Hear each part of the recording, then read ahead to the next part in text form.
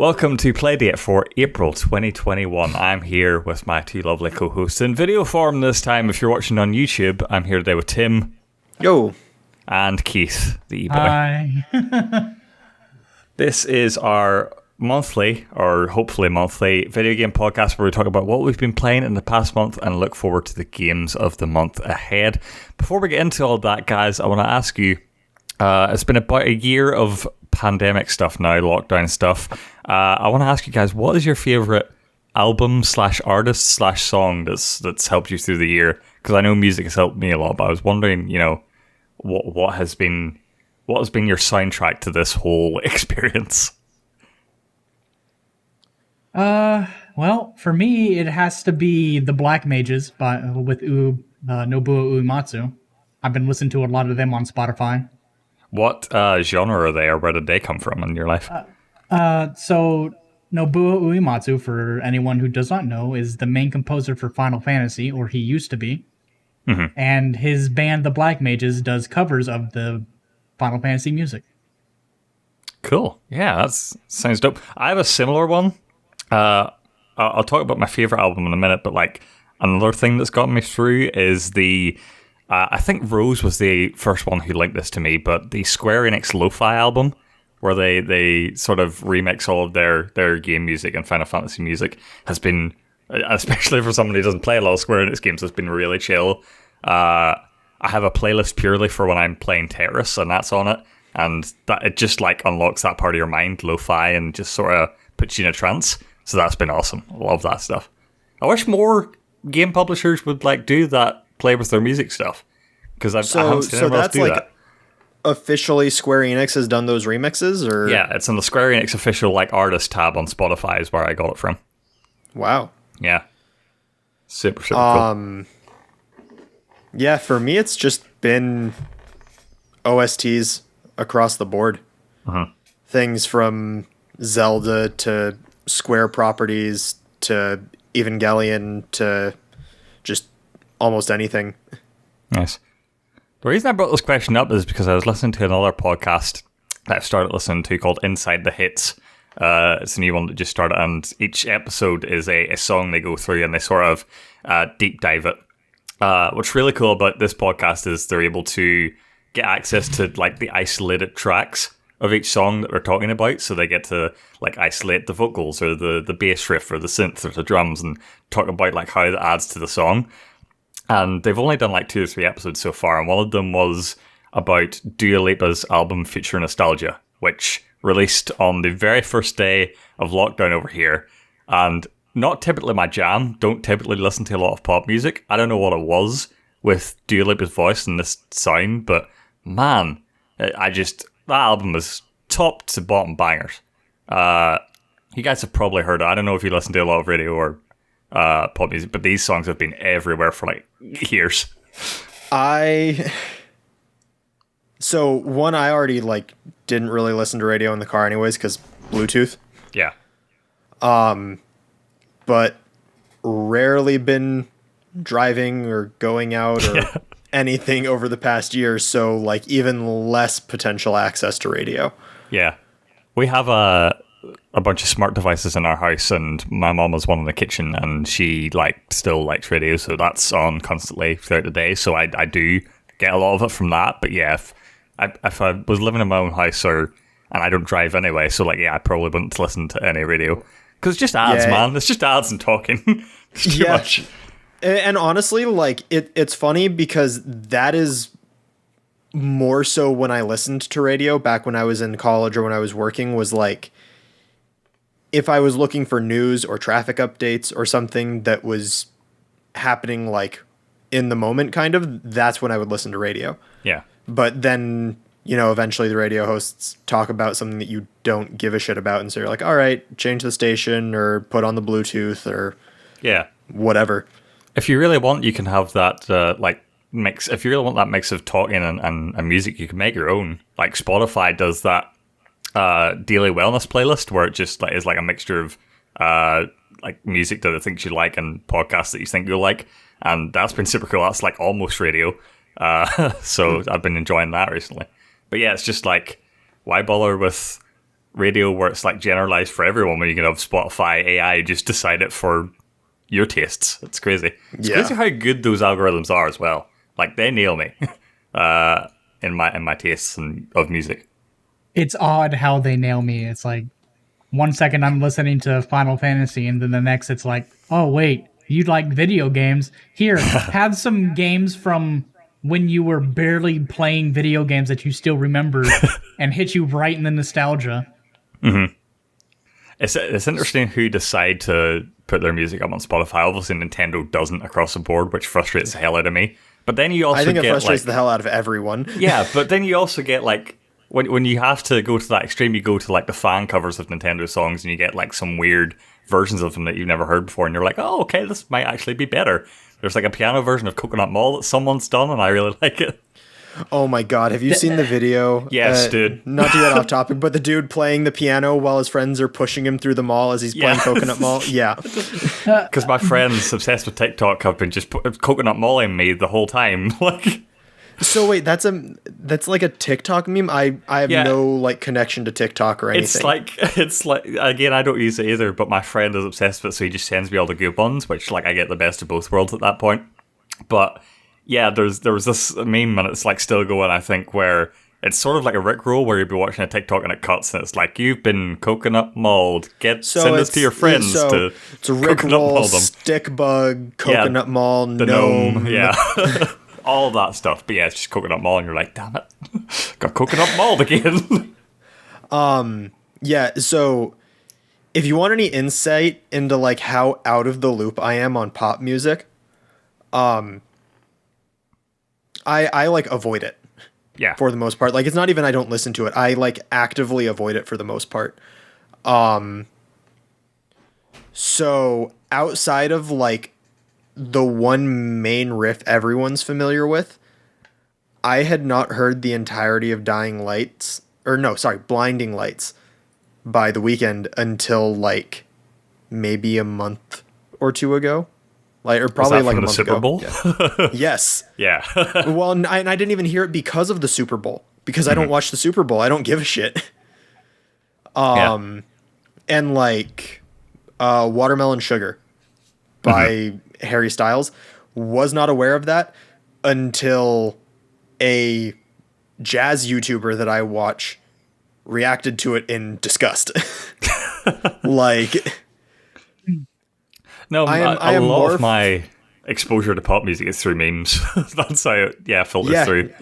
Same here. And for me, like, I am more familiar with the musical stylings of Bill Wirtz than I am with pop music. Yeah, Bill Wirtz is good. Shout out to Bill Wirtz. See, that is my issue as well. I am so out of the loop with pop music. My only reason why I've ever heard Blinding Lights or whatever it is because I got mom the Hulu, ESPN, and Netflix, all that stuff on the Roku. Yeah. And the commercials that play is for the Xbox Game Pass. Yeah, the Xbox commercial. Yep. Yep. Wow. That's the only reason why I've heard it. Oh, and also for those who aren't familiar with who Bill Wirtz is, he's the guy that did the history of the entire world, I guess. Yeah. And like, a deadly laser. If you have not seen that movie, go watch it. Mm-hmm. Like, that is some of the best content that has ever been posted on YouTube, in my opinion. Yeah. Mm-hmm. Has fueled several reaction channels' success. Yes. Yeah. 100%. But yeah, this is Playdate. Today we're going to talk about a few games we've been playing in the last month, starting with the just released this past weekend, Monster Hunter Rise. Keith's been waiting a long time for this one, so we're going to start with him. Tell me, how'd you spend your opening weekend? You were like waiting for midnight for it to unlock on your Switch, I know. But other than that, I haven't been talking to you about it. So like, tell me, how's it sitting with you, man? It's sitting pretty good. This might be definitively one of the best Monster Hunter games that we've gotten. Damn.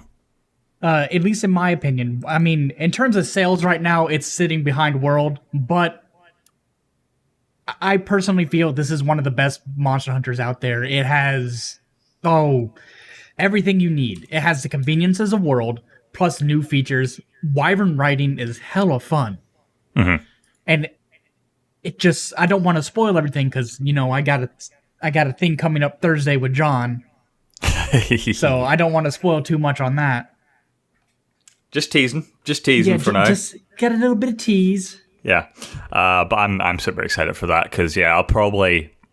I'm not saying never say never with Monster Hunter Rise, but my backlog is humongous as it is, so I'll probably never get around to it.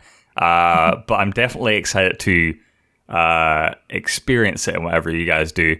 But yeah, just like generally, how does this compare to Monster Hunter World? I know you said like I was writing up the article today about sales. It sold 4 million in its first 3 days on shelves, as opposed to Monster Hunter World's 5 million. However, there were more PS4 and Xbox One units out there than there are Switches at the minute at the time. So, it's like roughly. But then the Monster Hunter that released for 3DS just before World, it sold 4 million units in its lifetime. So I think the overarching story of success here is that Monster Hunter World projected it into the mainstream, and that momentum is just going to keep going. Yeah. But like, how do you compare it to World? We're back to handheld, but not totally handheld. You're playing it on your dock. It's back in Nintendo systems. How does this compare to World after the blockbuster that was? Truthfully, it's not as flashy as World when it comes down to it. World had a lot of spectacle when it came to Turf Wars and stuff, which was pretty much automated. This time, you pretty much create your own spectacle with Wyvern riding.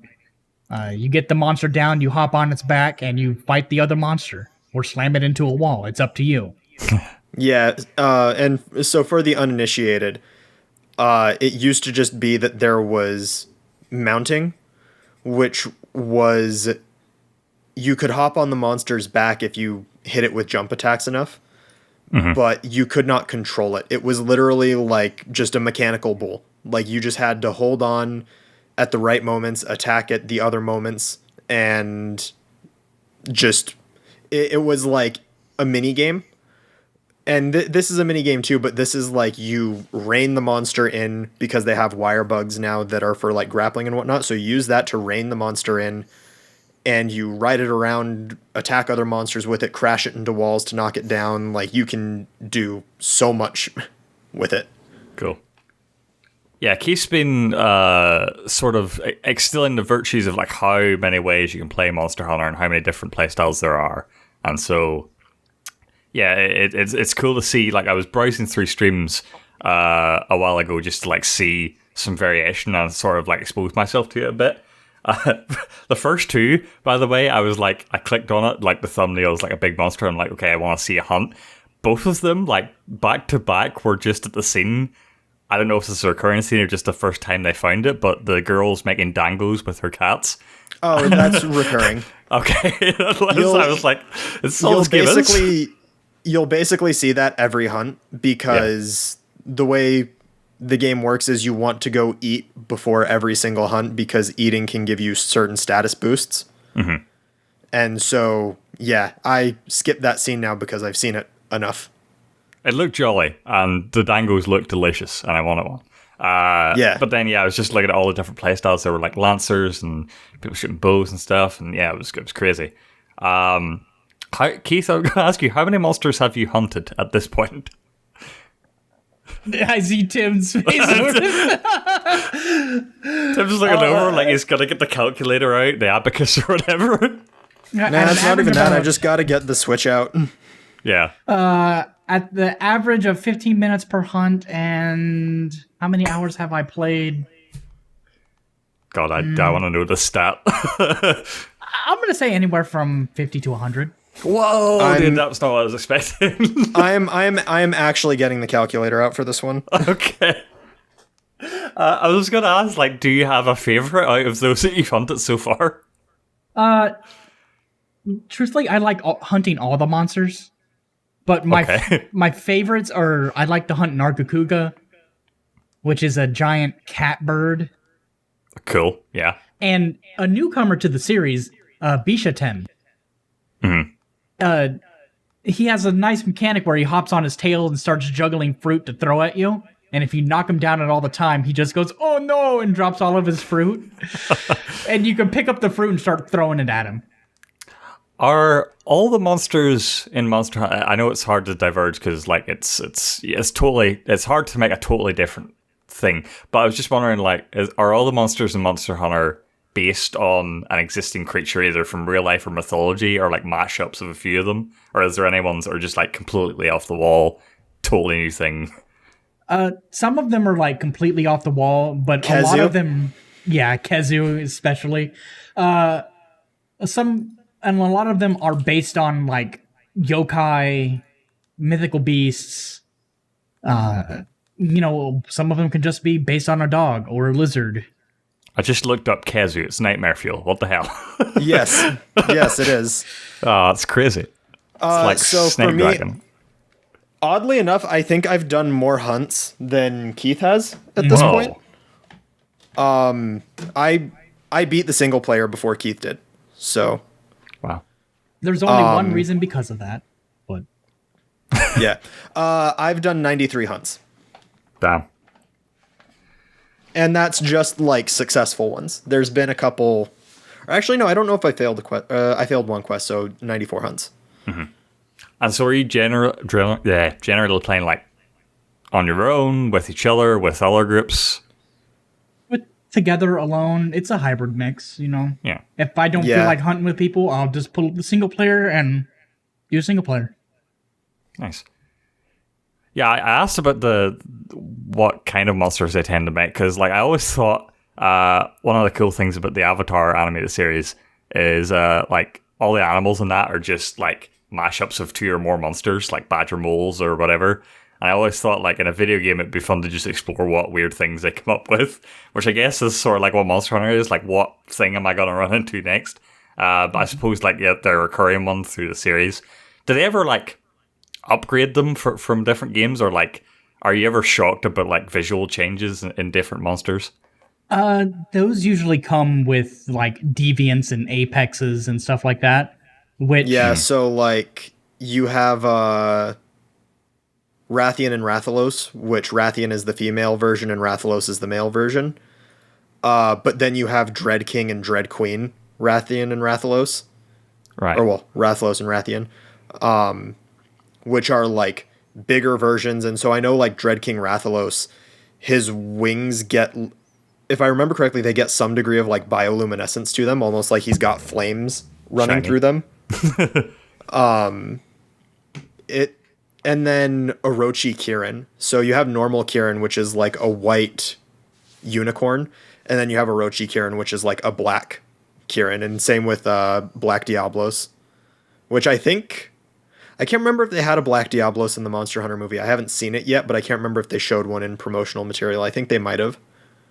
The movie was bad, right? I didn't read up reviews or anything, but so I have heard from people like I have heard that terminology of even if it was free, it still costs my time. Yeah, I'm never getting this back. Well, like one of those like I could see it easily being one of those I saw it for free and I want my money back. Yeah. Just a quick note, like just because we're talking about it, my sister came up to me the other day and it's like, guess what movie I watched? And I was like, what? And she was like, the Assassin's Creed movie.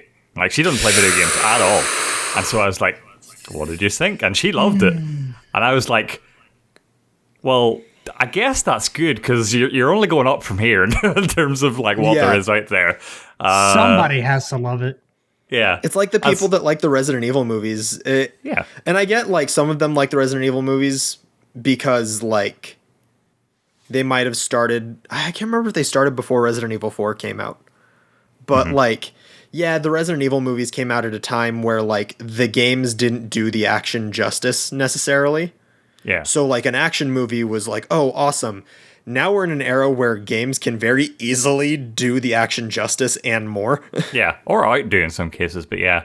No, I was just wondering, like, I bet there's some kids out there, some people out there who watched the Monster Hunter movie and enjoyed it probably, and then have like gone out and bought this game and been like, whoa, what is this? Maybe less so if the movie had been in theaters and we've been in normal circumstances. I don't know how much views that movie has or where you can even get it at this point, probably through like AMC or whatever. Yeah, there's got to be YouTube. sales numbers somewhere. Yeah. But we were talking about the different playstyles in the game, and I was just wondering, like, what are you guys rolling with in terms of weapons, kits? Like, what's your preferred attack of choice? So the fun thing about Monster Hunter is, yes, all the different playstyles, but you can also, each weapon has 6 different skills that you can switch between. Mm-hmm. So until there's like an established meta, nobody's going to play the same weapon the same. Yeah. My favorite currently is the Switch Axe, which is a giant axe that changes into a sword. Mm-hmm. And the sword mode, if you press X and A together, you can discharge all your energy built up into it into a single, just powerful blast. Yeah. And it knocks people around if they're near you. It knocks the monster over if it's near. It's pretty fun. Nice. Tim, what about you?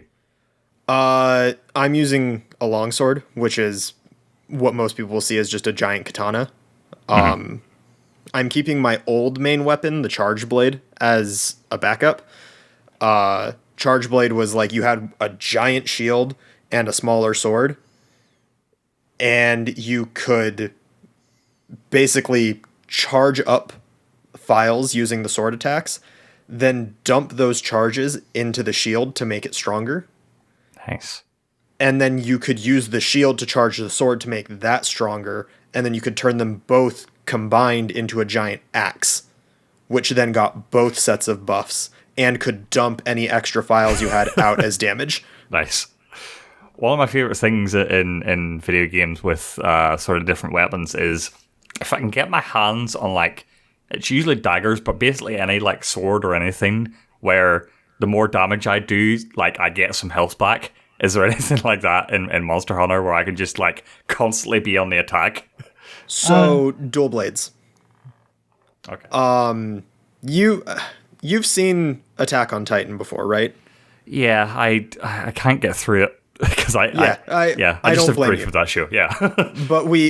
But like, you know, we were all there when the initial hype was there, like season 1 of Attack on Titan, and so like you're familiar with Levi.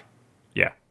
And do you remember this attack that Levi did where he would zip himself like a Beyblade and just like spin slicing through a Titan? Right. Dual blades get to do that down the back of a monster. Cool. Yeah, that's what I'm talking about. That would be my character, 100%. Like, don't even need to see the other weapons. While you won't necessarily get health back for it, dual blades are like, in most cases, hands down the best for applying status effects. Because if you can get a dual blade that has like poison or sleep or something, you're landing so many hits on average that you are hands down the quickest at applying status effects to a monster.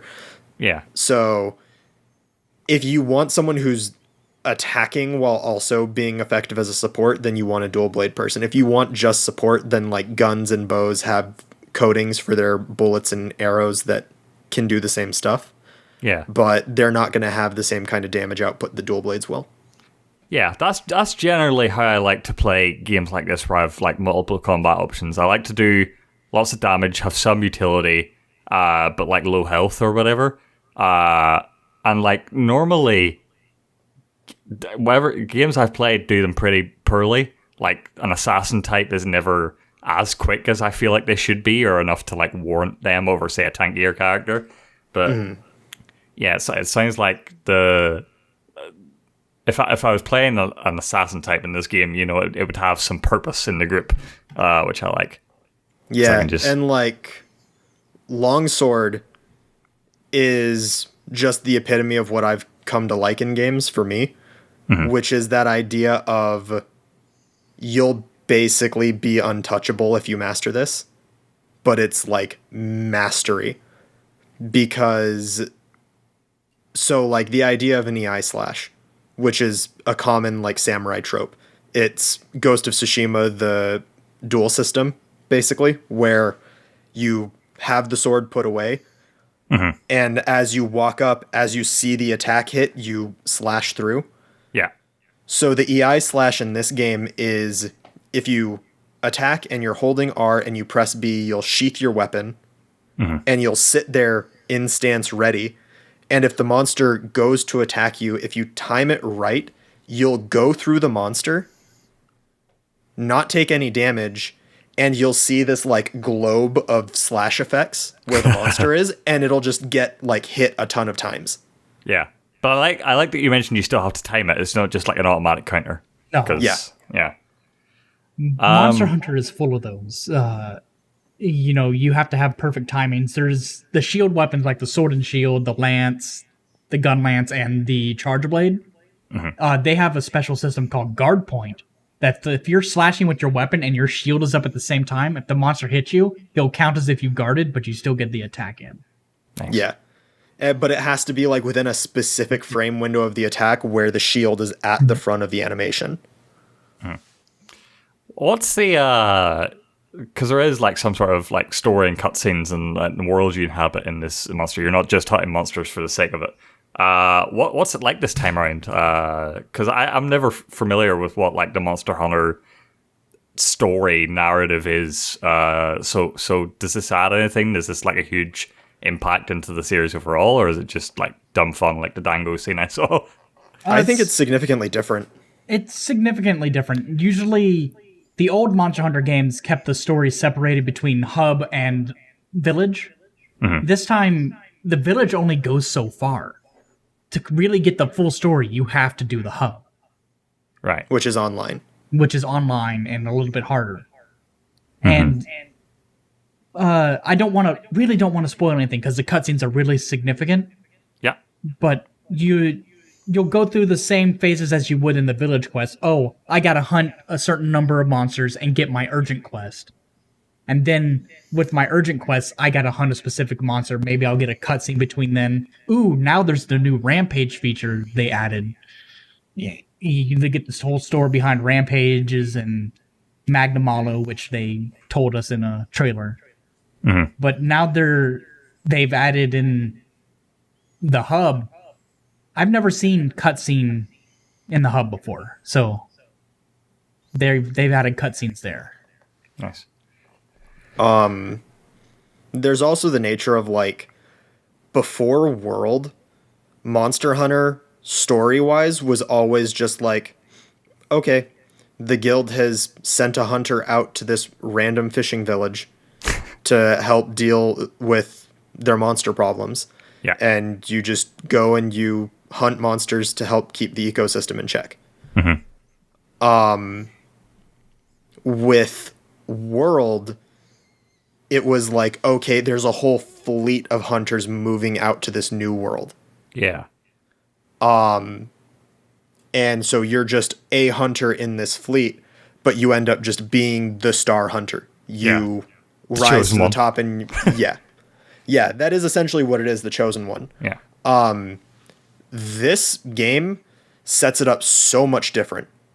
It is you wake up in the village, your dog and your cat are both already there. The twins come in and they're like sneaking into your room and it's like they're childhood friends.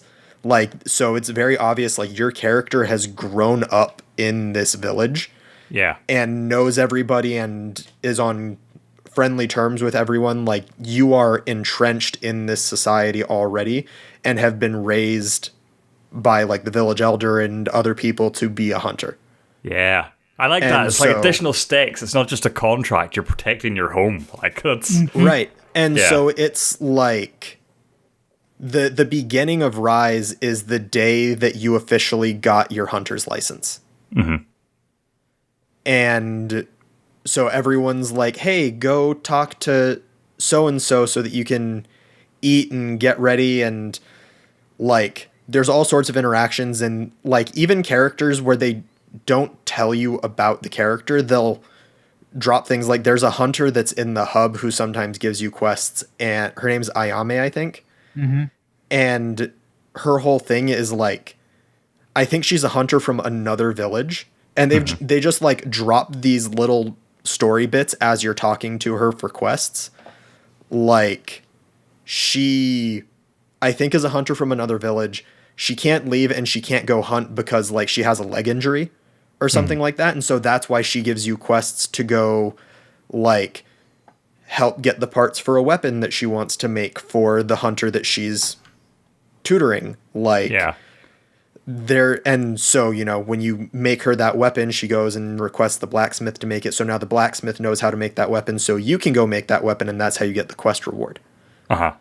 So it's just all these little interlinked lore tidbits that aren't just about the monsters anymore. And I really like this wider web of storytelling that they're kind of establishing with this game. Do you have a rival hunter? Or is it all jolly, all cooperative in the story?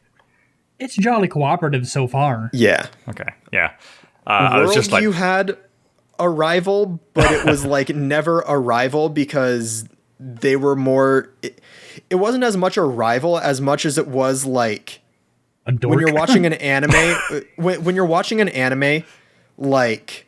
Finn, you'll know what I'm talking about. The Zymoka's a character. Like, the character that is just like, hey... I'm your best friend. It's obvious I'm never going to be as successful as you, but I'm here for the ride. Nice. Yeah, you talked about just when you were describing this world to me. I was reminded of the new series of My Hero Academia started, and one of my favorite things about that series is how it like takes a twist on superheroes as a genre, where this isn't a world with like DC where there's like a few superheroes running around. It's like basically everyone has some kind of power and superheroes are everywhere. And it changes from a world with superheroes to a world built around them, and economies and industries are just built around this assumption that like heroes and villains exist and they're constantly fighting each other. And it sounds like in Monster Hunter, like this is just a world built around like there are shit ton of monsters out there, and you basically have this industry built around the people who are going to hunt them, and how that like totally builds a different world than the one we live in, just like based off that small fact alone. So it sounded like a cool world to inhabit, and you know, find out these little bits of lore, like how this affects the people living in these villages, how like, you know what I mean, like growing up, like does this kid want to be a monster hunter? Is he like forced into it because there are just so many things terrorizing the village? It's cool. It seems like a cool world to explore. That's funny you mentioned that. Is this person going to be a hunter or not? There is a character in there, Iori, the buddy handler, who gives you your palicos and palamutes, your cat and dog. His grandfather or his father is the blacksmith of the town. And the blacksmith's like, why is my kid like obsessed with playing around with animals? Yeah, obsessed with the buddies. And he's like, I understand that the village needs a buddy handler, but why can't he be a blacksmith or a hunter? I was reading up on Monster Hunter, like getting assets for the article I was writing, and like I constantly see that in Monster Hunter you have like pet cats, and then you have sentient cats that are like people walking around. First of all, are they called Meowcenaries, or was that trolled by Capcom? So there are Meowcenaries. Okay. I'm glad. Yeah, so Palicos is like the general name. And I think Melinx is technically the even more general name for like the species. Right. But the Meowcenaries is basically a small subsection in the village where if there's Palicos and Palamutes and whatnot that you don't have in your party, you can send them off as Meowcenaries to go fight and hunt monsters by themselves to bring you back parts so that you don't have to sit there and grind those monsters out. Okay, that's kind of cool. And so, this is my main question, how do, like, sentient, almost person cats reconcile with the pet cats running around? I always felt like that would be problematic. That's what, like, in Skyrim, or, like, in Elder Scrolls, I don't know if you have pet cats or whatever in any of the series, I don't remember that ever happening, but I always wondered, like, if the Khajiits are walking around and they see pet cats, does that ever bother them? Or maybe it's like us having a pet monkey or whatever, it's just like a less evolved version of itself, and so it doesn't bother it. I don't know if there's actual normal cats in Monster Hunter anywhere. Is there? No, there's no normal cats in Monster Hunter. they're all mealinxes, felines. They're usually called like felines or something like that. But the palicos are felines, mealinxes that have chosen to go with a hunter. Ah, okay. Otherwise, so it's more like a party member than a pet. Yeah, it's more like a party member than a pet. And there's also palicos or palamutes running around doing like odd jobs that you wouldn't normally see a cat person doing. Like there's one in the cooking area. There's one that walks around who's a sailor. A leader of the Meowcenaries, for example. You know, they do anything. Yeah. So, and like cool little lore tidbit in this game, you have the village elder Fugan, the leader of the Meowcenaries. Is he the one I see like on all the promotional art where he's got the two swords in his back and like the hair going around? Yeah, he almost looks like Magnamalo as a human. Right. Yeah, totally. Yeah, so that's Fugan. Fugan's cat, Fugan's Palico, is the leader of the Meowcenaries. So if you've seen that cutscene where there's the cat using the giant fan to blow all of the other cats and dogs out into the wind on their kites, that's him sending off the Meowcenaries. That's how the Meowcenaries get deployed, is they get blown out into the wind on these kites, and they fly to their destination. That's jolly. So yeah, Tim, you've mentioned that you've beat the single player, or like the campaign. Casey, you're racing through it as well. Is that how these things normally go? Is it like you race through all the content at launch as fast as possible, and then like do you dip in when new stuff gets added, or is this a thing you'll be like keep coming back to even after you've brushed up all the content technically? So Monster Hunter is one of those games. I'm not rushing. The thing is, okay, I'm already beaten the village story. It's only going so far, and this time. Usually with the first game, there's only so much content. Yeah. And then they'll add new content like monthly, bi-monthly, or whatever. And then they'll drop one big expansion. And then they'll drop a big expansion which upgrades everything again. Nice. And so yeah, I guess like this will be it, like whenever that drops, you guys will be right back there. To dive into it again, I imagine. Yeah. Cool. Where do you guys think the Monster Hunter series is at? Because obviously, you know, sold 4 million on this launch weekend. Just had the Monster Hunter movie come out this month as well. And then later in the year, we got Monster Hunter Stories 2 coming out as well. Like, Capcom are really seemingly devoted to the success of Monster Hunter, especially since World. And they really like seem keen on to cash in on the momentum as much as possible. Are you guys worried about it getting oversaturated, I guess, or do you think this is like a good sign of things to come? It's a good sign of things to come. Monster Hunter has always been the every 4 years kind of game. Or every 3-4 years, because you'll have the base game that comes out. And then a year later after that game, the expansion that releases the ultimate version of the game will come out. And then that goes for another year or two, and then they'll release another mainline game. Yeah. So it's in essence not like Call of Duty or something like the every year kind of game. This is they take their time for a few years while creating content for the old game. I think it's just, it's not a thing where they're going to like make yearly release of Monster Hunter games. But I think they are becoming increasingly aware that this series is, they already know it's hugely popular in Japan, but it's becoming more popular in the West and worldwide.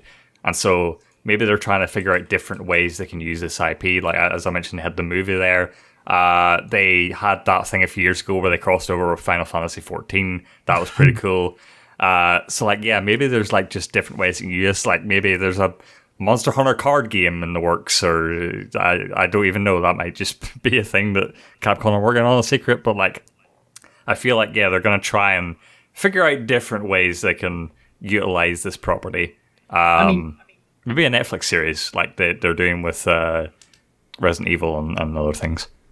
I mean, Monster Hunter and Capcom have generally existed off of what amounts to be, to me anyway, all of the merch that is available for Monster Hunter. There's figures, there's Gachapon figures, there's plushies.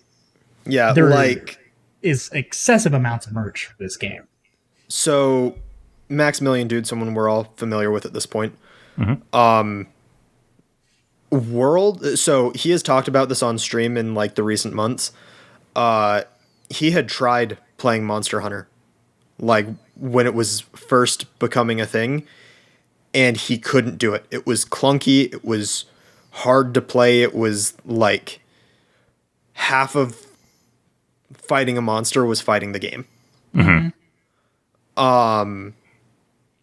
And he decided to dip back in with World, and now he's got a giant Palico, like feline plushie that sits in the chair behind him in all of his streams. And his daughter absolutely adores the thing. Yeah. I feel like that was the gap for a lot of people, is like handheld and the restrictions of those systems. Like, it feels like if you're doing this epic battle with a giant crazy fantasy monster and like looking at it on a tiny little screen that's like running at like half the FPS it should, it doesn't feel like you're getting the full experience, which is why I was never like super interested in the series before, but I knew it was still popular. But like as soon as World come around, I was like, that's it, because like on the big screen and the PS4, this is gonna be tight. Yeah. And so yeah, I feel like that was a really good move for them. I can easily see Monster Hunter World 2 coming out in the near future. Or whatever they want to call it. I think we're all pretty confident that's happening. Yeah, so I feel like the series is in a good spot. And yeah, Capcom just killing it across the board right now. Worth saying. Anything else you guys want to mention about Monster Hunter 2 before we move on? Or Monster Hunter Rise. I don't know why I said Monster Hunter 2. No, I think I'm good. You know, I'll save a lot of my judgments for later.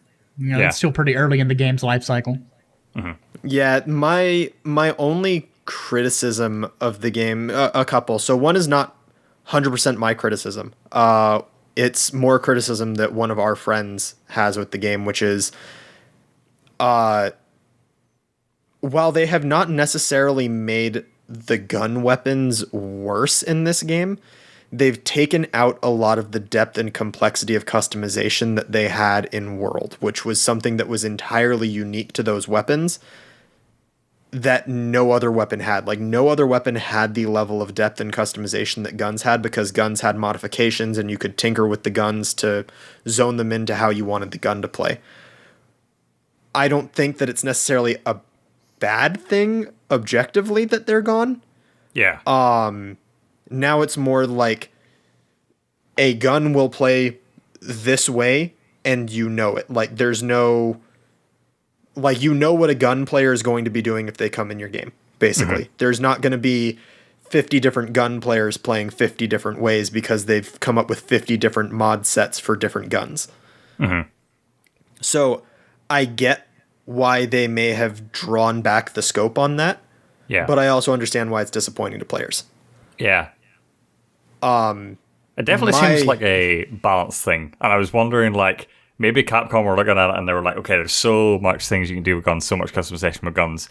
And in my head, I'm like looking like maybe there's a Monster Hunter title somewhere in the future where it's like, Tim will get this reference, Gun Gale Online was to Sword Art Online, where it's a shooter version of Monster Hunter. That I could see. I can actually see that. I don't know if you guys after the movie, I could see them trying it, or like some American company being like, "Hey, let us make the shooter Monster Hunter." Yeah, totally. Monster Hunter Dirge of Cerberus. Oh God!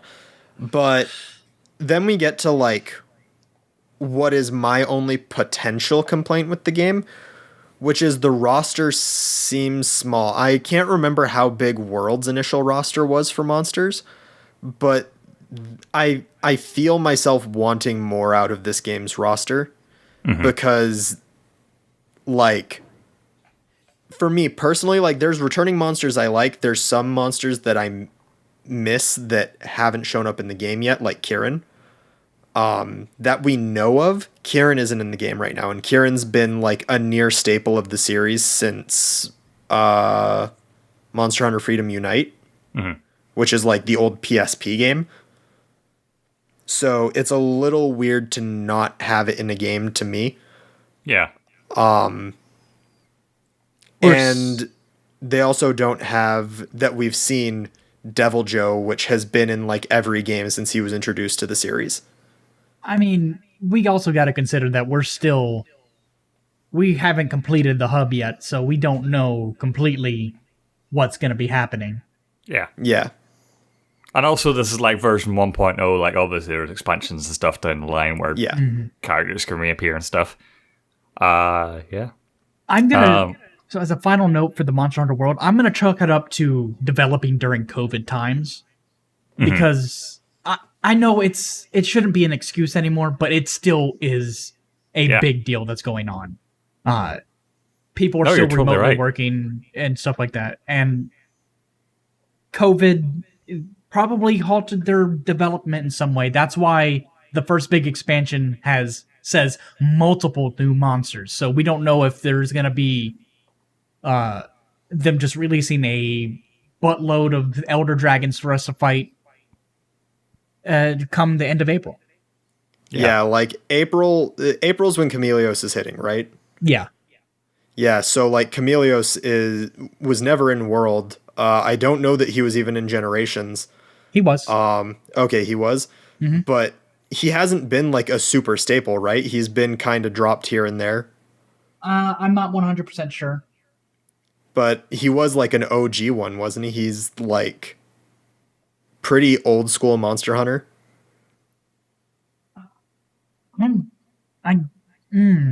That's a hard one for me. I don't completely know.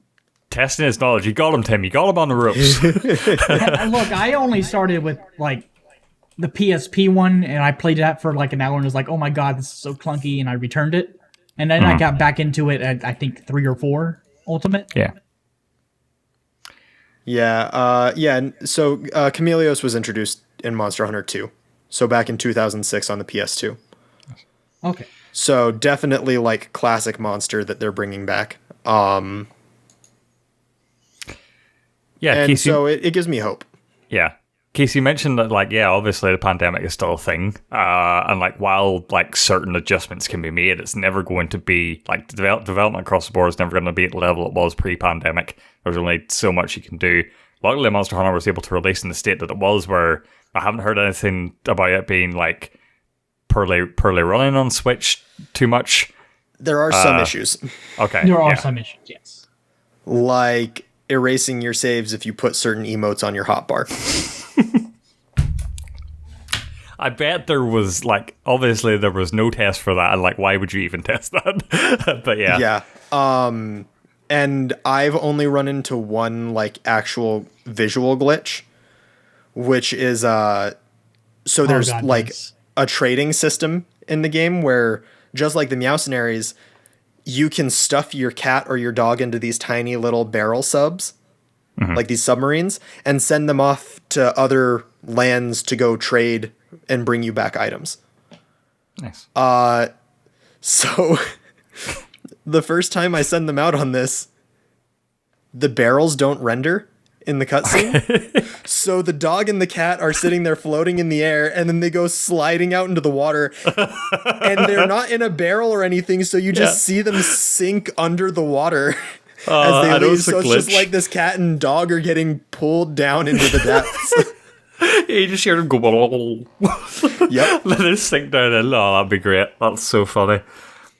Yeah, but like generally, what was the point I was going to make? I was making a point about the pandemic. Yeah, I was going to ask, like, do you think it could be like a mix of either? But like, do you think the sort of smaller roster of monsters is like anything to do with system limitations on the Switch? Maybe when we see a Switch Pro, we'll get like a big dump of new monsters. Maybe, I don't know. Oh, look, personally, I don't think the limitations of a Switch, because this game looks beautiful, it runs beautifully, gathers frame rate hiccups here and there. But no, I don't think COVID or the Switch. If you want to talk about system limitations,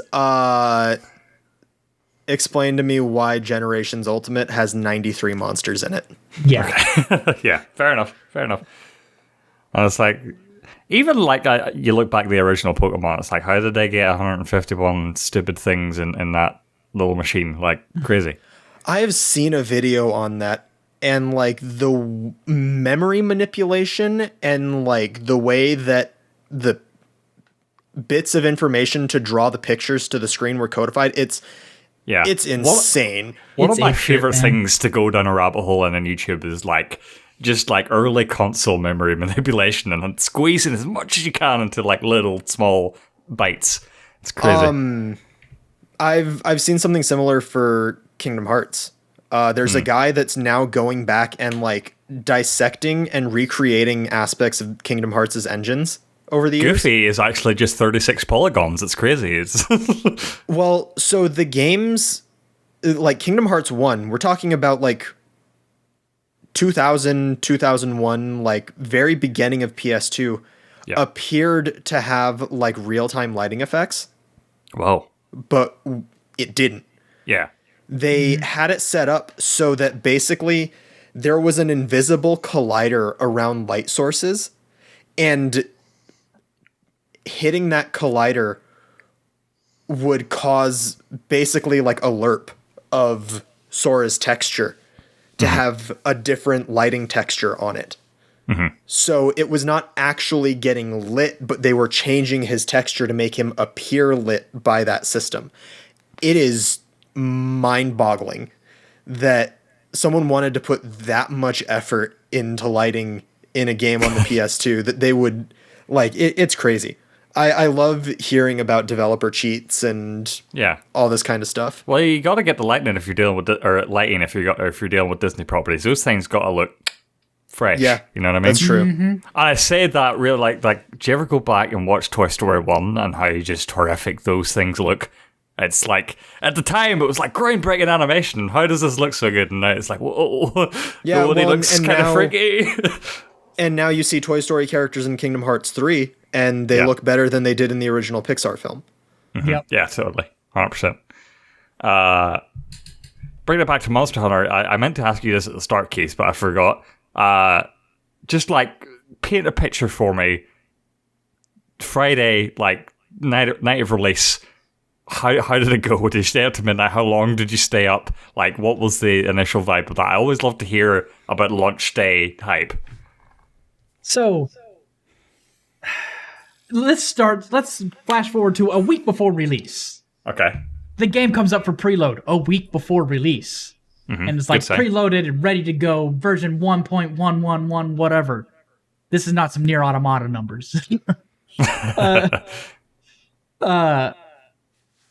Come that Thursday night, I got my drinks, I got my sake ready, I got my ginger ale ready. I'm getting ready to play this game, have fun playing it. 11 o'clock rolls around, it's not unlocked. And I go to check Twitter to see if anything happens. 1 minute before midnight, Capcom tweets, hey, North America, Central America, South America won't be getting the game for a few more hours. Oh, no. That few more hours isn't until 3 a.m. my time. Yeah, it didn't come out till 1 a.m. Pacific. And I'm sitting here, I'm like, you know what, screw this, I'm going to bed. I can't sleep because I want to play Monster Hunter. Just imagine you like slumped in your chair like, well, what do now? You know what I mean? I stood up for a few hours and played some of the main story a little bit because I had to wait until a friend got theirs. Yeah. And it's like, that exact same thing almost happened to me to a lesser scale, only I decided against it, is the Crash for PS5 upgrade came out recently. And that was like, I think it was whatever last Friday was, so like March 19th or something, it was supposed to release. And then, yeah, it was just like, it was preloaded, it was good to go, didn't unlock. Went to Activision Support Twitter, went to Crash Bandicoot Twitter, nothing on it, went to Reddit, people were freaking out. And for some reason, in like UK's like PSN specifically, this game like wasn't able to unlock. And like I saw other people playing the PS5 version, I was like, why am I not getting it? It didn't unlock for like, that was on a Friday or a Thursday. Like it didn't unlock PM. to the following Tuesday. oh, Jesus. What? Yeah, I had to wait for like PSN to reset, and I was like, Well, that's my day ruined. That's terrible. So, in response to Capcom USA, I'm miffed at this point at midnight my time. I'm miffed. So, March 25th, I go to Twitter and I say, I'm not upset that I can't play. I'm upset at the lack of proper communication. And then all of a sudden, my notifications get blown up. I have 80 likes on this tweet. And I think that's always the biggest thing too, is like, yes, we'll be disappointed obviously that we don't get to play the game when we thought we were going to, but like we won't just be disappointed, we'll be pissed if you don't tell us that that's what's happening. Yeah. No, totally. That was the thing with Crash as well. It was like 24 hours before Activision support tweeted, and they just like tweeted, "We're looking into it." Just nothing else. It's like, all right, well. Yeah, it was the same thing with Guilty Gear's beta, which, by the way, I guess that it's getting a second beta now since it got delayed. They confirmed there's a second beta, or potentially leaked it, like they accidentally leaked their own beta. Yeah. But yeah, same thing happened with that, where like we're all super excited, like open beta's here, we're all gonna play Guilty Gear together. Login communication error, kicked out of the beta, like. Everything shuts down. Everyone's on Twitter, on Reddit, like, hey guys, what the hell's going on? And just like happened with PlayStation, Arc System Works is just like, hey, we're looking into it. Yeah. Sometimes it can go bad when you're dealing with really serious stuff, but like I live for Reddit confusion and like threads of just people investigating, like, they made this tweet on this specific day and then they deleted it and what's happening? So let me introduce you to the Smash community. Whenever a character appears on the screen, I refuse to like go into that rabbit hole. That is not a rabbit hole I wish to dive into. Yeah. And it's unfortunate because they can't do stuff like this for Crash and Monster Hunter, but at least for the Guilty Gear beta, after everything was solved, because it took a couple days to solve it, people got off and on connections, but it still like went down multiple times over the course of the couple days that the beta was supposed to be running. So they did extend the beta by a couple days. So like, it's unfortunate that they can't do that with a game that's releasing. Yeah. And so Keith, like, did you stay up the rest of the night until it did come out, or did you just like give up on it and try again the next day? I mentioned it. I gave up for a little bit and went to lay down. Yeah. I couldn't sleep. Right back up. Right back up and watching the trailer on loop. I don't need it, so I get back in and hop into the voice chat with everybody, and I'm basically doom scrolling Reddit to see when it's up. I was already asleep. I was like, okay, cool, I'll see you guys in the morning. I went to bed. Yeah. There's like the smart decision, but then I respect Keith's passionate decision as well. It's just like you can't sleep. It might happen. It might drop at any point. Oh yeah, no, that was me with Kingdom Hearts 3.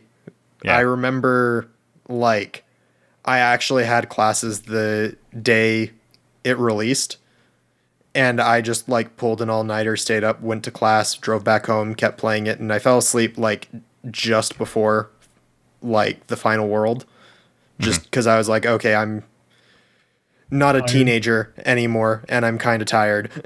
And so I guess to oh yeah, go ahead.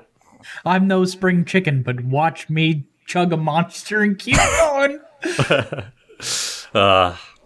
Yeah, I guess just to put a bow on this whole thing, you know, if you're looking for more Monster Hunter Rise content, keep it locked to Playhouse YouTube channel. Go subscribe over there. We're trying to get the dumb URL, the vanity URL, and we need subscribers for that, so go over and check that out. Follow us at EnterPlayhouse on Twitter. But yeah, maybe more Monster Hunter Rise content coming in the near future. We'll see how that goes. But yeah, moving on then to talk about Keith. This isn't the only big gaming moment in your life of the past month. You recently upgraded to the next generation. You acquired yourself a PS5. Tell me all about it. So, the stimulus check comes in, and we got a little bit extra because of claiming dependents. We got all the bills paid, and Mom's like, hey, you can get yourself a PS5. Here's my credit card. Nice. And I'm like, okay, I'll I go to Twitter, I turn my phone notifications on, I turn my volume up, I tell Tim, like, hey, if anything happens, text me. I have Wario64 booted up, his notifications on. So the next day, I'm barely waking up and sleeping because my phone keeps going ding, ding, ding, ding, ding. I'm barely getting any sleep. And I scroll through and it's like, oh, hey, yeah, I have these PlayStation Direct on. queue. Yeah, PlayStation Direct queue. Happens that I'm in the car on the way to the casino. Because mom's like, hey, we have extra money left. Let's go to the casino. Just play for a little bit. I'm like, you know what? Sure, because I wasn't expecting the PlayStation Direct queue to open up. In the car, the PlayStation Direct queue opens up, and I'm like, PlayStation shit. Direct, a whole different type of gambling. Yeah. And I'm sitting there like, shit. So I'm in the casino refreshing the page before the thing pops up. It log in, and I'm waiting, and the queue pops up, and it's like 1 hour in the queue. I'm like, okay, I got an hour. I'll play for a little bit. Next thing I look, 2 minutes in queue. What? It wasn't even an hour.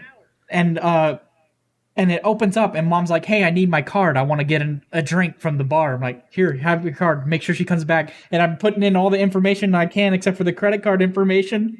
And she comes back with the card, putting the credit card information. And it takes a while to load. And I'm like, oh, God, I didn't get a PlayStation 5. And then it pops up with an order confirmation screen and an email. And I'm like, yeah, I got a PS5. And every single one of us, no matter what platform you ordered your PS5 from, everyone who has one knows that moment of that circle or whatever loading screen sitting there for like a solid minute or two because of all of the traffic and just being like, shit. And the best part is, thanks to being a PlayStation Plus member, I got it that Friday, essentially. And I was so happy to boot it up, get Astro's Playroom, and, the PlayStation 5 is a complete different beast on its own. Yeah. Did I tell you guys my story of how I got a PS5? No. Pre-ordered it? I don't think you have, actually. So I was there, like, on the night that, well, like, I say on the night the pre-order was open, but, like, so they just dropped on us one night. Yeah. I was like, the pre-order's going up. And so I didn't get it that day. And so, like, I was waiting for, like, stock updates. And the one that, like, seemingly there was, like, whispers going around that they were going to get stock at this time and this date was Argos, which is a store we have over here. John was confused by this when I described it, but it's not really a store. So if you go to the physical one, it's like you go in and there's like nothing on the shelves. There's no shelves. You just like there's desks with catalogs, and then you like find what you want in the catalog and you get the number. You punch in the number, then you go to the front desk and they like zoom the package down from the back warehouse and then they like give it to you. And it's like a similar thing in the store. So I was sitting up there this night and I decided like if I'm going to be sitting up all night anyway, like just constantly refreshing the page, I may as well stream. So I was like streaming Civ 5 on the Playhouse Live channel and like I just want a game where I could constantly like switch tabs, go check, and then it's fine. So I was like at this for 2 hours and like nothing was happening. Like I think it was midnight they were supposed to do like a stock update, nothing happened. So I was like sitting there like wondering, but I should go to bed or whatever. And then I streamed like 2 more hours. It was 2 a.m. at this point, and there was like still nothing, no word. And I was like, okay, maybe I should just go to bed. So I stopped the stream, and then I like constantly was still refreshing because I was like, man, I was sure this was going to happen. And so I look on Twitter and I search like just like I forget what keyword I searched. It was something really obscure, but I searched it and I found this tweet from this guy. And how this works is they have the online store, but they also, when you go into the physical store, they have this like tablet app, which is like a version of its online store, but not quite the same, where you punch in the code of the product you want and then you're like brought to it. So the way it worked was the guy on Twitter was like, don't go to the online store, go to this other version, which is basically like the web app that you would only get on tablets, but for the purposes of this, do it through your browser, and punch in this random code, because the PS5 isn't listed, but punch in this code to like directly go to the web page. And it was like, the tweet had like 3 likes, and it was like the only one of its kind. And I was like, "There's no way this is going to leave me," because I'd already gotten beta in the night to like a link to the PS5, and it was like a doll, and it's just like, okay, whatever. You got gnomed. Yeah. And so I was like, I'm going to bed anyway. I may as well just try it. And it was like PS5 physical edition right there, and I just like there was Clicked no there was no like loading things or whatever. I guess no one had found it at this point. I just clicked, add to basket, clicked, done. It's coming your way. It's like this random guy on Twitter just like whispers. It was so weird. It was so shady. I feel like I got insider information somewhere. I always bring this up with stories like this, but stories like that always remind me of original Pokemon and the story surrounding Mew. Oh god, gotta push That that whole fucking thing truck. of like, okay, if you go to this one island and you go to this truck that's here off this one like weird route, and you like get to the one specific side of the truck and you push it, and then you do this, that, and the other thing, and you check the truck again, and all of a sudden Mew's gonna pop up, and like that never actually happened in that game, but like that even just happened with Monster Hunter. Actually, because there's like a monster in one of the maps that you can just see out in the distance at night from a specific point on the map. Yeah. And it's just like, what is this shit that sounds like some urban legend? Yeah. Oh, Tim, look. that's exactly what it felt like. It for the first time in like 15, 20 years, I had that playground rumor feeling, and it worked, and I felt like a god. It was so insane.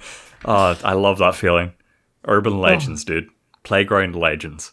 And so, yeah, Keith, like, you got your PS5, arrived. What's the first game you boot up on that bad boy? Well, I wasn't able to get any games with it, so I booted up Astro's Playroom. Correct answer. And I gotta say, that game serves as the best tech demo for a console system I have ever seen. It highlights so many features of the controller, the features of the system, and Tim told me it would take like a couple of minutes to click with my controller, and holy crap, does it ever click. It feels so good. Oh. It's the best controller for a system I've ever had. Yeah. Yeah, I told them adaptive triggers, like they were buzzwords before, but once you play Astro's Playroom, they're real and you get it. And I was telling him, because he eventually did pick up Miles Morales, and I was telling him like, that's where I was like, it's gonna take a minute for it to click, but like, because he was initially thrown off by the adaptive triggers on the web swinging, but I was like, give it a bit. You'll eventually get to a point where like your fingers are going to naturally just want to go just to the crux of that tension point. Yeah. And then he's going to swing up and he's going to let go of the web because he's at the height of his swing. And you're going to feel that trigger give.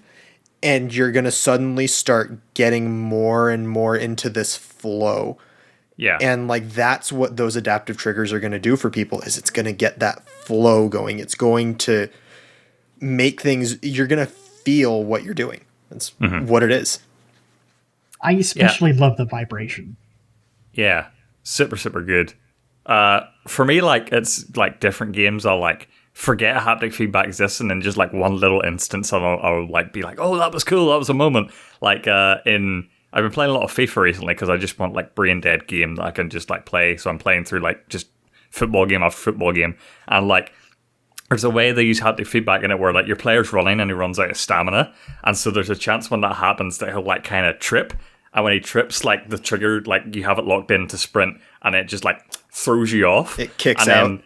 And then in like gameplay terms, when your finger is off that trigger, like it opens you up to like a player coming in and tackling you pretty easily, and it's like I just tripped. It was crazy to me. It was just like little instances like that. I never had a game go all in on it like Astro's Playroom does, but just like little things like that are so cool. That is why I am waiting for Ratchet and Clank. That game is supposed to have different triggers for every single gun. Cool. I personally feel it's going to take outside of Ratchet and Clank, it's going to take a while for a game to come along to really, outside of Astro's Playroom and Ratchet and Clank, to really utilize the controller and the PlayStation 5's features to the fullest. We're going to be waiting a while. But until then. feeling the kill in God of War Ragnarok is going to be an experience. As much as I hate to admit it, there is actually one other game out there that's probably a pretty good showcase. Which is? Call of Duty. Yeah. Apparently Cold War has a similar system with Ratchet and Clank where each trigger pull is supposed to feel different. It almost got me to buy the first Call of Duty game I would have bought since Black Ops. I hate Call of Duty, and I almost bought that game just to see what the deal is with the adaptive triggers. Yeah, you just want to try it out, man. And like that was the thing. That's the biggest thing for me in Astro's Playroom. Like as soon as you get the gun in that game, the little minigun you get for that one section, and like the triggers just like vibrate in your hand, I was laughing. I was ecstatic. I was like, whoa! You just want to sit there and spin and shoot it forever. Yeah, it's just I would exist there, and that would be the whole game. So good. And no, it's like it's crazy. You don't see a lot of like bundled in games with new console launches anymore, and I feel like you do like miss something from that. And the way I experienced it is like I got it on Christmas Day is when I waited to open mine. And so like we had this like family Christmas Day video game experience that I haven't had since like the PS2, where everyone was like bundled around Astro's Playroom taking turns, and like my siblings don't play video games that often, if at all. And so like it was just cool seeing them like interact with this little world and this little guy, and just like instantly understanding and figuring out what haptic feedback is doing. And yeah, it was just so jolly, and it's just something that I thought was cool and that I didn't think I would ever experience again. But yeah, so good. You know what it is? And honestly, it is funny how many parallels there are for this launch. It's the Wii launch all over again.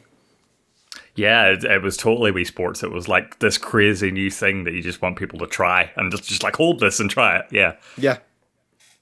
And it's also the Wii launch in terms of it is damn near impossible to get one easily. Yeah, for sure. And I gotta admit, even my mom was excited for me getting a PlayStation 5. She, immediately, like the next day, I'm playing Cyberpunk with some friends because I'm not touching my PlayStation 5, playing some Cyberpunk tabletop RPG with some friends. And I go outside, get a drink, and she's like, hey, let me go see your PlayStation 5. I'm like, nice. Okay. Open my door, let her into the office. My office is a mess, complete and total wreck right now.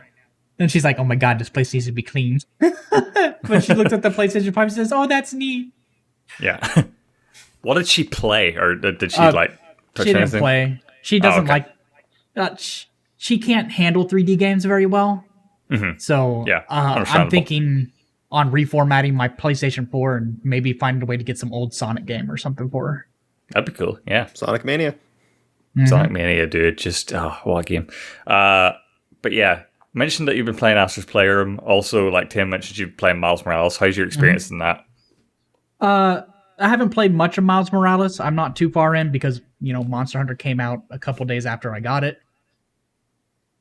But everything just feels upgraded. Immediately as I boot up Miles Morales, it gives me the option to, hey, do you want to have the super visual mode, or do you want to play at 60 frames per second? I'm like, I want to experience Spider-Man at 60 frames per second. Yeah. And it's a whole new beast. It feels so good. There's so many upgrades to the base game, and I don't know how to I don't know how to establish my joy at this system enough. Because I'm a PlayStation fanboy. I've been PlayStation ever since I was 10 years old. Yeah. So. With Miles Morales specifically, I haven't touched Miles Morales yet, but I've been playing this game, Cyberhook, which is like a small indie game on PC. And the best way I would describe it is Spider-Man speedrunning. Where like you have this grappling hook and you're just like swinging off walls, but you're trying to do it as fast as possible and get to the end of the level. And there's just something about swinging from a ceiling, swinging from a wall, and just like launching yourself that will never stop being fun. And I kind of want to like try, if Cyberhook ever comes to PS5, I would like to see if it has haptic feedback as well, because like, and then I would like to compare that to Spider-Man. But Yeah. But yeah, the PS5 as a whole, really just like solid system. You mentioned, yeah, like I thought this generation was going to be the 4K leap, but now I'm understanding, like, if given the option, if the game gives you the option between 4K 30 and 1080p 60, like 1080p 60 is way more impressive and normally the way to go, which I thought like 4K would be the way to go, but obviously, but like I've definitely, like, my views have changed on that. Like 60 FPS is just such a game changer, and I'm so glad I get to like experience all these like PS4 games as well that have been like either like just natively upgraded to 60 FPS or like just full PS5 upgrade experience. It's just such a nice feeling, and it's almost like I could replay the entire PS4 catalog just at 60 FPS and it would satisfy me. Yeah. I'm a personal. I'm going to agree with you on that. That I prefer to play a game at 60 frames per second and 1080p rather than, having 4K ray tracing on. I mean, yeah, it looks good. When Final Fantasy 16 comes along, I'll turn on the ray tracing for screenshots. Yeah. But if I'm going to play it, I'm going to play that hybrid action RPG as a 60 frames per second. Yeah. And it is something that we as a group and many others have been saying for a long time now. Visuals, when it really comes down to it, don't matter. Mm-hmm. What matters is that you have a solid game that is fun to play. Oh yeah. Especially with the democratization of game engines and stuff now, and how sick like a one-person game can look. It's like visuals alone like can't be like a measuring tool to distinguish how like the quality of a game. Like, yeah. And yeah, you see like these indie games that are just like pixel art or cubes. Like Cyberhook is just colored cubes, and that game's crazy. Like, I'm loving that game. Yeah, and I mean, you see, and not to discount the art and things like Shovel Knight, but Shovel Knight. Yeah. How massively successful is that game? Mm-hmm. And I think there's a large crowd of people that see pixel art games and they just think, oh, it's old. Yeah. Mm-hmm. Or like it's old inspired or retro in some way, which not necessarily true anymore. I mean, yeah. Look at Eiyuden Chronicle, which is the spiritual successor to the Suikoden series. That got over 418 million yen on Kickstarter. Yeah. It's crazy how just this art style that was conceived based off like system limitations and just what a console could do in terms of video output is now just like, now that we have no limits, people are still going back to it because it's just a style that's unique to video games, and you can do like so much with it. And yeah, charming. And there's something like that your brain, because it's low res or like just like there's gaps in information there, your brain fills it in, and you get to like fill it in with whatever you imagine. There's something like so charming about that, as you say, Keith. There's actually some like art science behind that. There is like a scientific thing with art where it's very common for people to like the way a sketch looks better than a final product. Yeah. And it's because when you're looking at a sketch, there's so many line variations that are within a sketch that your mind naturally picks out the patterns of lines that are most appealing to you. Mm-hmm. And it's that same kind of concept. It's like you said, your mind filling in the blanks and making this everything you want it to be. It's letting your imagination take control. That's one of my like pet peeves in RPGs, man. When like you have your little sprite version of your guy walking through the world, and then dialogue box pop up, and then they'll have like the like zoomed in character portrait, and it's nothing like what you thought that character looked like. You're like, damn it, what they're in for me. It's that's a big thing with some of the older Final Fantasy games, like Final Fantasy VI. I don't think it's a bad art style, but I will say that what's his name? Amano. Amano. Amano's art style, I would say can be an acquired taste. I don't think it's bad, but it can definitely be an acquired taste. And so when his art is what represents the characters and dialogue boxes like you're talking about, it can definitely throw some people for a loop, especially when they're used to like Tetsuya Nomura's art and how modern Final Fantasy characters look. It can definitely be jarring. So I definitely understand your perspective on that. Yeah. Keith, just bringing it back to PS5, how have you played any like backwards compatible games and like compared how it feels and like faster loading times and that, or have you purely been playing Astros and Miles Morales? Astros and Miles Morales. I haven't really had I've had the time. I'm not gonna lie, but I just haven't felt the need to go back and play my old library yet. Yeah. Yeah, because like the library was pretty light for the PS5 when it launched. So like one of the first things I did was just like one of the first games I opened was actually Sonic Mania. I was just like keen to try that out again because that's a great game. But yeah, it was cool. Just like I installed a bunch of PS4 games just to like dip in and try them. And yeah, the loading, man, it's just And any time when releases get light or I'm not feeling any of the games in my current like setup, it's comforting that I know I can just like install a PS4 game and re-experience it in this way. It's like it's such a small part of it almost, but like backwards compatibility should not be underestimated.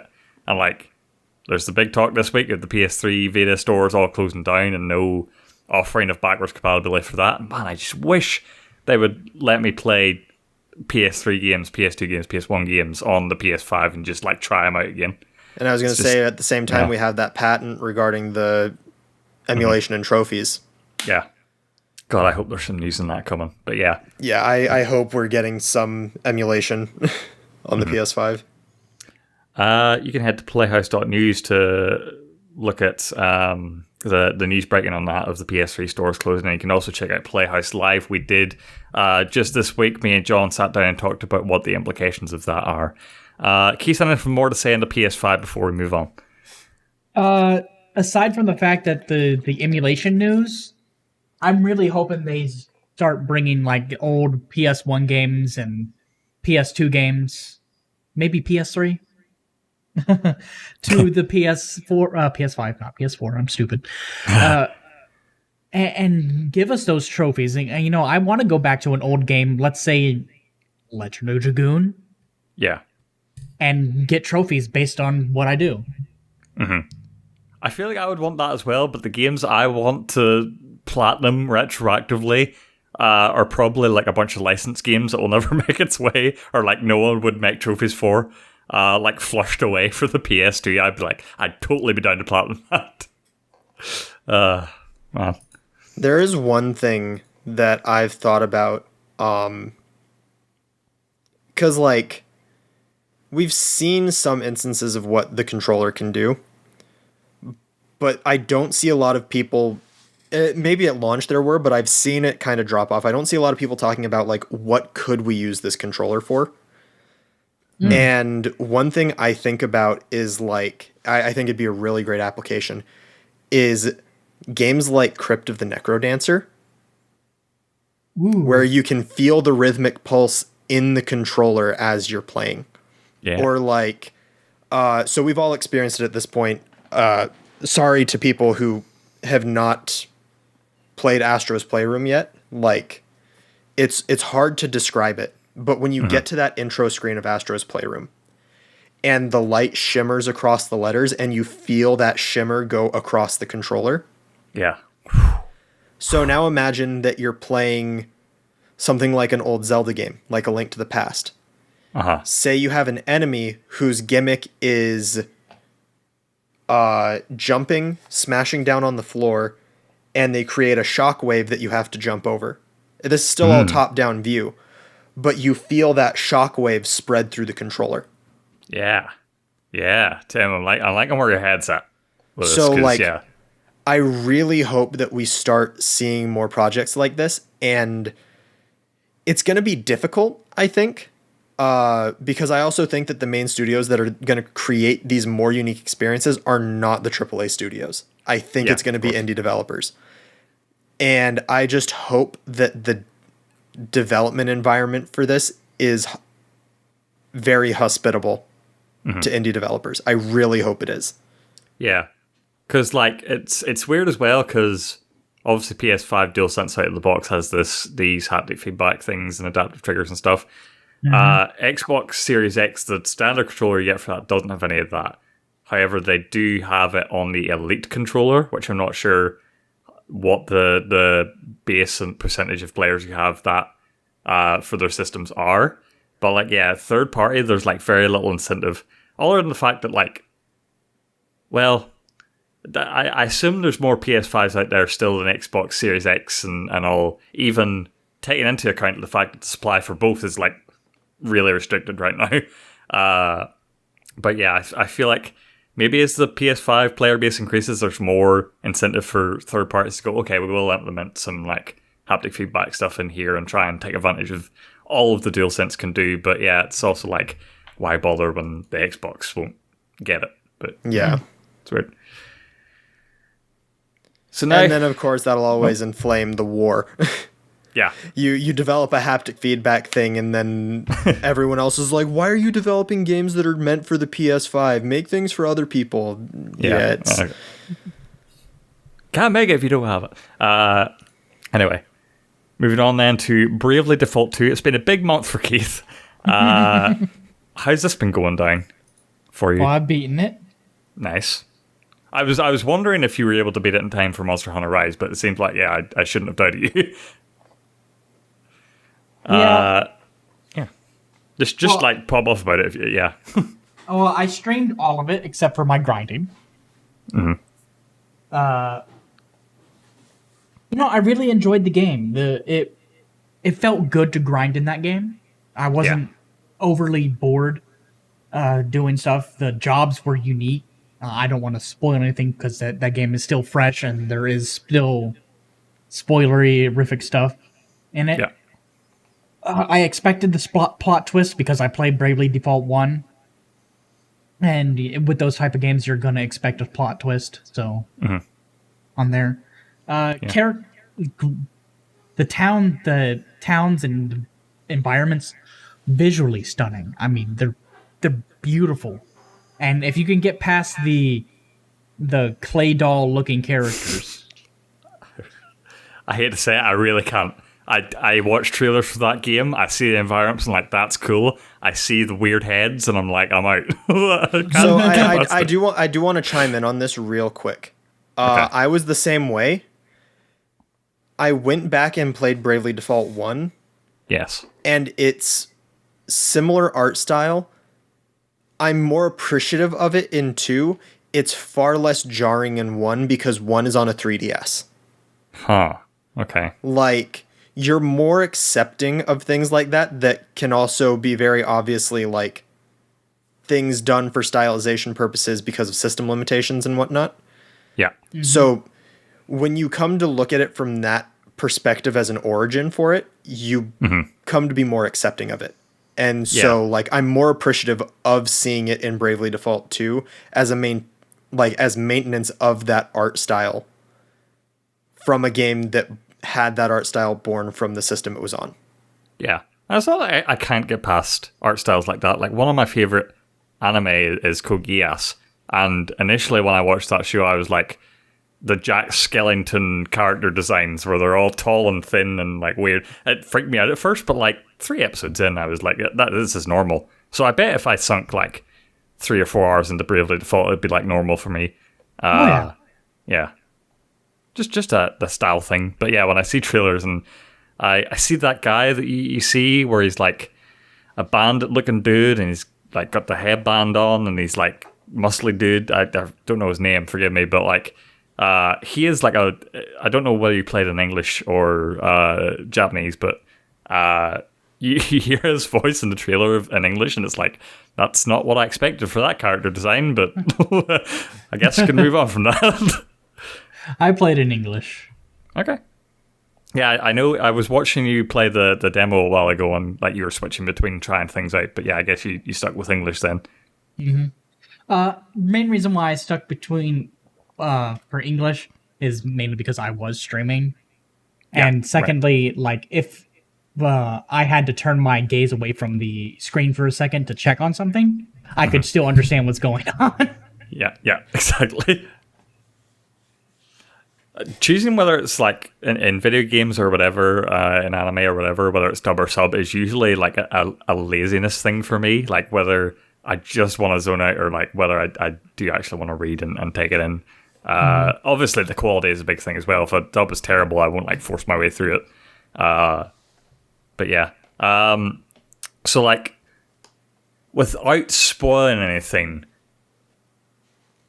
this game sort of like, again, I don't know, I never played Bravely Default 1, but like, as far as I know, Bravely Default came out, then Bravely Second released, and then when the trailer dropped for Bravely Default 2, people were kind of like shocked at what is happening here. So do you feel like this game made its own existence worth it?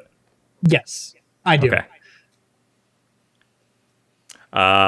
Yeah, I'm trying to figure out how to basically ask you about the narrative without spoiling anything, but generally, like, does this pick up from the events of 1? Does it sort of inhabit the same world or nation or whatever? It's a Final Fantasy situation from everything I know. Okay. Yeah, it's definitely a Final Fantasy non-sequel Final Fantasy. Let's get that past. So it's not an after years or a 10-2, a 10-3, or 13-2, whatever situation. So like totally different. You can jump in if you're a new player, but also there's like themes and motifs and items in different places that are like recurring from the series. Yeah, so there's definitely. So I'm not going to spoil what boss it is, or when it comes into the story. But there is a boss that plays its music theme that is a direct reference to one of the bosses in 1 nice. and 2. Yeah. But it's its whole own entity. There is reference to multiple universes. Mm-hmm. But you have to get a secret ending for that. Oops. Okay. Spoiler. Nah, it's like I would have expected that coming in, just like with the way JRPGs generally are. Mm-hmm. I will say, though, you reminded me, like when I was watching your streams of this, the demo specifically, like the human designs freaked me out. The enemy designs I was all in for. Like you're fighting some like ogre thing at the beginning of the game, and I was like, that looks dope because it just looks disgusting and rad. There is lots of enemies like that are. I think my favorite enemies in the game are the wikis. Okay, let me get a little picture of them. They're just Kiwis. Yeah, look at these little goobers. Yeah. But they have heads? Like, they have big heads. They have big eyes, big bulbous eyes, and everything. Oh, yeah, look at that. I just love like weirdos in games and like weird things that feel like they shouldn't exist. And so it looks like Bravely Default 2 is like spread out with a lot of that. Yeah. My favorite ones of them are the Queen wikis because they have this giant regal coat of feathers and they just have this derpy face with the long beak and the bulbous eyes just popping out the side. And just like, I think you mentioned again, I got this from like watching your demo stream, that there was maybe not issues, but like concerns in the past over like difficulty and like amount of grind you had to do for different areas. How did you feel like Bravely Default 2 dealt with that? Bravely Default 2, the demo didn't do it justice. I'm going to say that. The demo was outstandingly hard, especially with that 4-hour time limit. Like Nier Automata. Yeah. With I that really time like that demo for Nier Automata. I don't know what you're talking about. I love that demo. With the demo's time limit, it didn't feel like I had a chance to grind. There wasn't as many options for grinding either. In the main game, there's monster bait, essentially, where you can use it and monsters will get into chain battles with you. And a chain battle is, I defeated this set of monsters, another one appears. And the higher your chain battle goes, the higher your multiplier for experience and job points go. Love that. That sounds like it deals with one of my pet peeves of like RPGs in general, where it's like you're in the battle, you're out of the battle, you walk around, you're in the battle. Like it just seems like it removes that sort of walking around looking for the next battle thing. You can just like battle, and then like zone out while you're doing it, and then like you get rewarded for how far you can go, almost like a roguelike. Yeah, that sounds cool. That sounds like a cool way to deal with grind a little bit better. And there's other systems too. So, I've been playing the first game now, inspired by Keith playing the second game. My brother happened to have it on 3DS, so I was like, cool, I'll play the first game. And that got me to start doing something again. So we both went to school for game design, Finn. Mm-hmm. So I have to ask, do you have one of these? Do you have the like dev notebook? I used to. I still have it somewhere in the attic. I don't as much anymore. Definitely when I get back into that like space, I probably will start doing that game. But yeah, I totally know what you're talking about there. So yeah, this is all JRPG systems. Nice. And the big thing about that for me was because Bravely Default made me start thinking, okay, what makes me like JRPGs and what makes me like individual ones over others? And that's what it comes down to, is systems. And Bravely Default, not only does it have the system that Keith mentioned, but then it also has its Brave and Default system. Okay. Which, one, it makes combat interesting from a strategic perspective, but two, it also makes grinding easier. Because what the system is defaulting. Basically, you have a turn counter. So you have points, and you can spend a point to use a turn. If you default, you guard, and you gain a point. And every turn, you gain a point. So you guard, you don't use a point, you get your point the next turn, you've now stocked an extra point. Yeah. Brave is you can spend multiple points to take multiple turns in a single turn. Very cool. Yeah. And you can even do that to a deficit. So you can go to like a -3 point deficit. Dude, I love that. And then you won't get to act for 3 turns if you go to a negative deficit. Like you won't get to act for that many turns. Yeah. So if you're in a situation where you're grinding, though, like in the first game, what I've been doing, which even the first game has like an option to speed up combat encounters. Mm-hmm. So if I know I'm a higher level, I go into a combat encounter and I just spam default, or I spam brave, encounter's done. Yeah. I took all of my turns at the beginning, encounter's done, grinding's easy.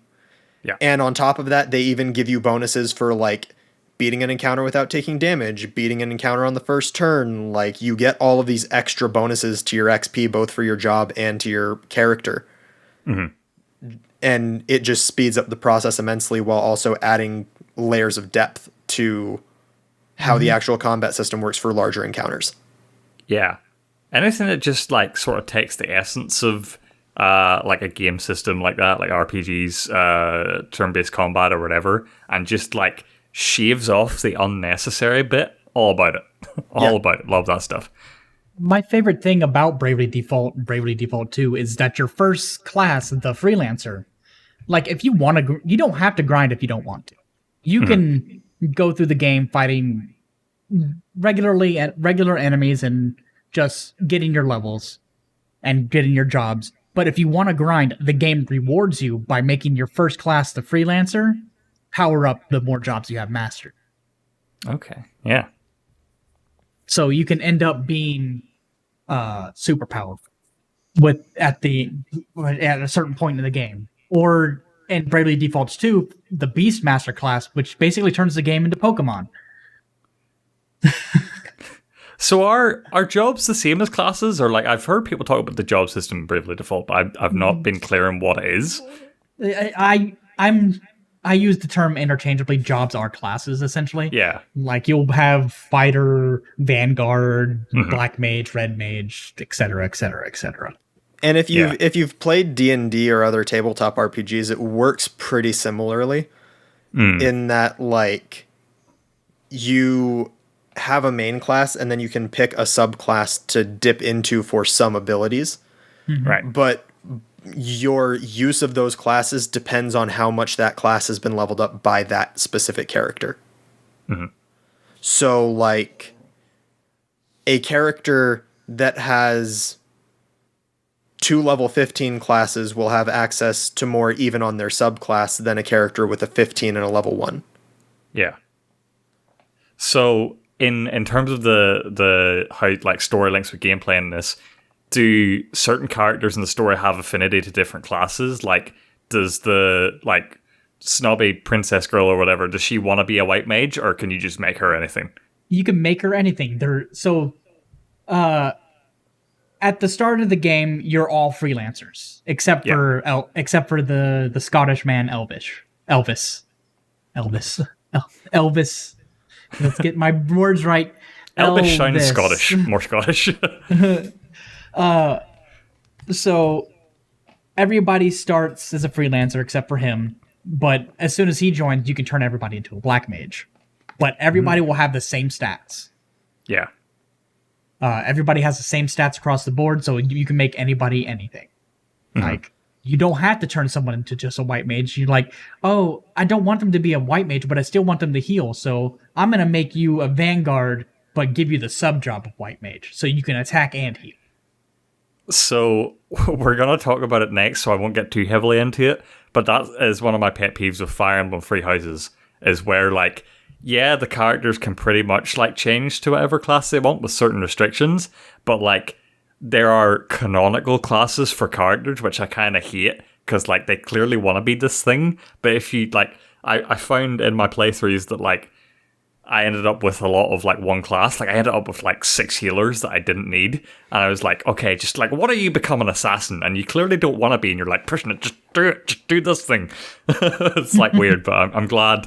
I love games that give you... Because, like, restrictions like that are dumb. Like, another thing that reminds me of is, like, in RPGs, like, open world RPGs, where it's, like, you can choose your look based on stats, but you could also like change the look of that armor to any armor you've gotten already, and it's like you can have both of those things. Like, I hate when I have like dumb bandit armor and it's like got the best stats, and then I find like shiny gold armor and it's like this. I'm not going to wear this because it's worse, but it looks cool and I want it.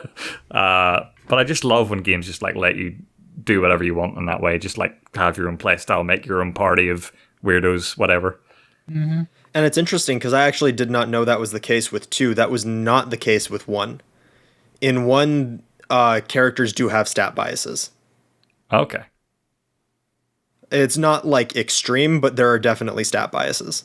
And again, like you mentioned D&D, like I hate that. Like obviously you can go any like class race type. Obviously, like races have affinities to different classes and such. So yeah it's.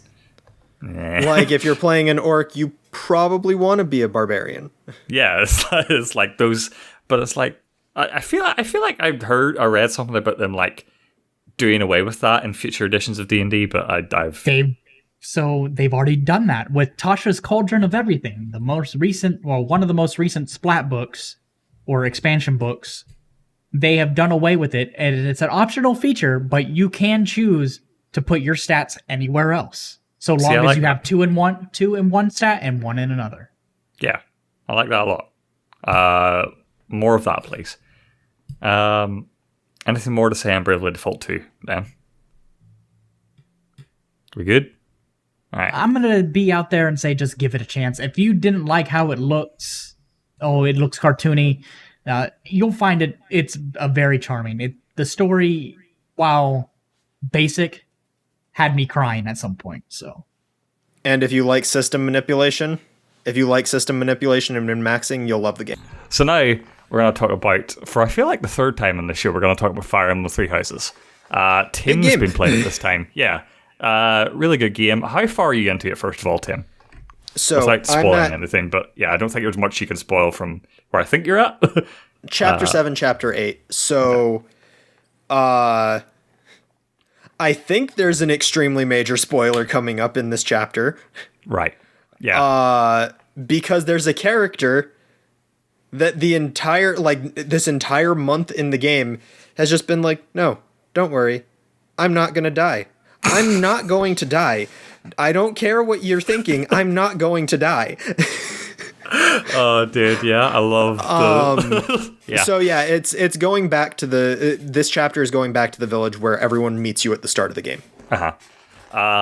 What's your history of Fire Emblem? Have you touched one before? Is this your first? This is my first one. Okay. And so, gotta ask, which house did you choose? Black Eagles. Right. That's statistically what the most people choose, is what I chose in my first playthrough. Any particular reason? And was it just like you like the vibe of Edelgard, or was there any? That is it. Like, if I were to pick another house, it would be Golden Deer. Mm-hmm. Because while I see the like worrying behaviors of Edelgard, at a first glance, what's his name? The leader of the Blue Lions, Dimitri.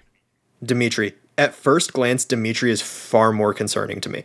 Yeah, you had the exact same reaction I had when I met the three. I was like, I'm going Black Eagles, but I might go Golden Deer, and I'm staying away from Dimitri. That was my same vibe. Yeah, because Dimitri, it like, for me, it's like as soon as I hear someone mention honor, I'm like, okay, you're gonna pull some shit that is not like humanly justifiable.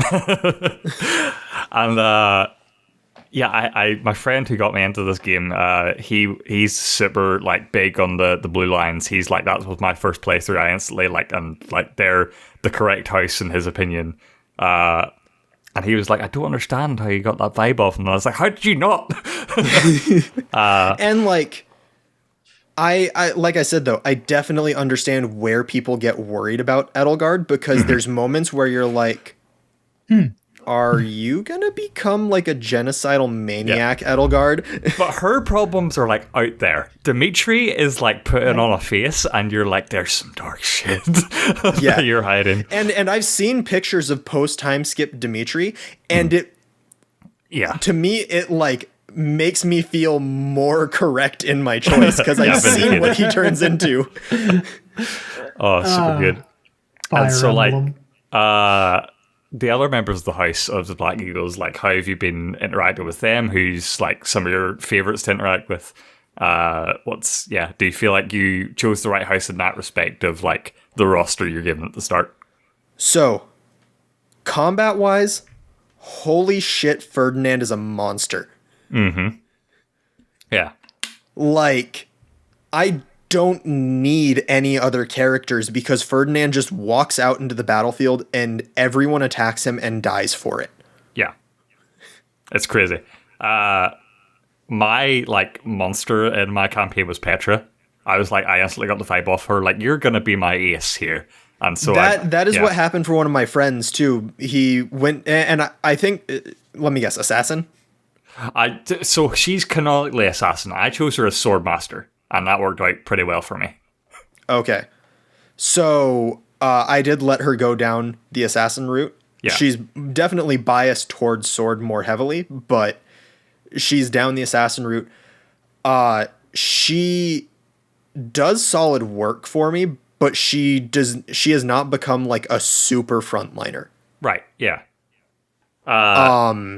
Yeah, assassins in games can be a little tricky, but like once I figured them out, I'm like, okay, you do have like a purpose.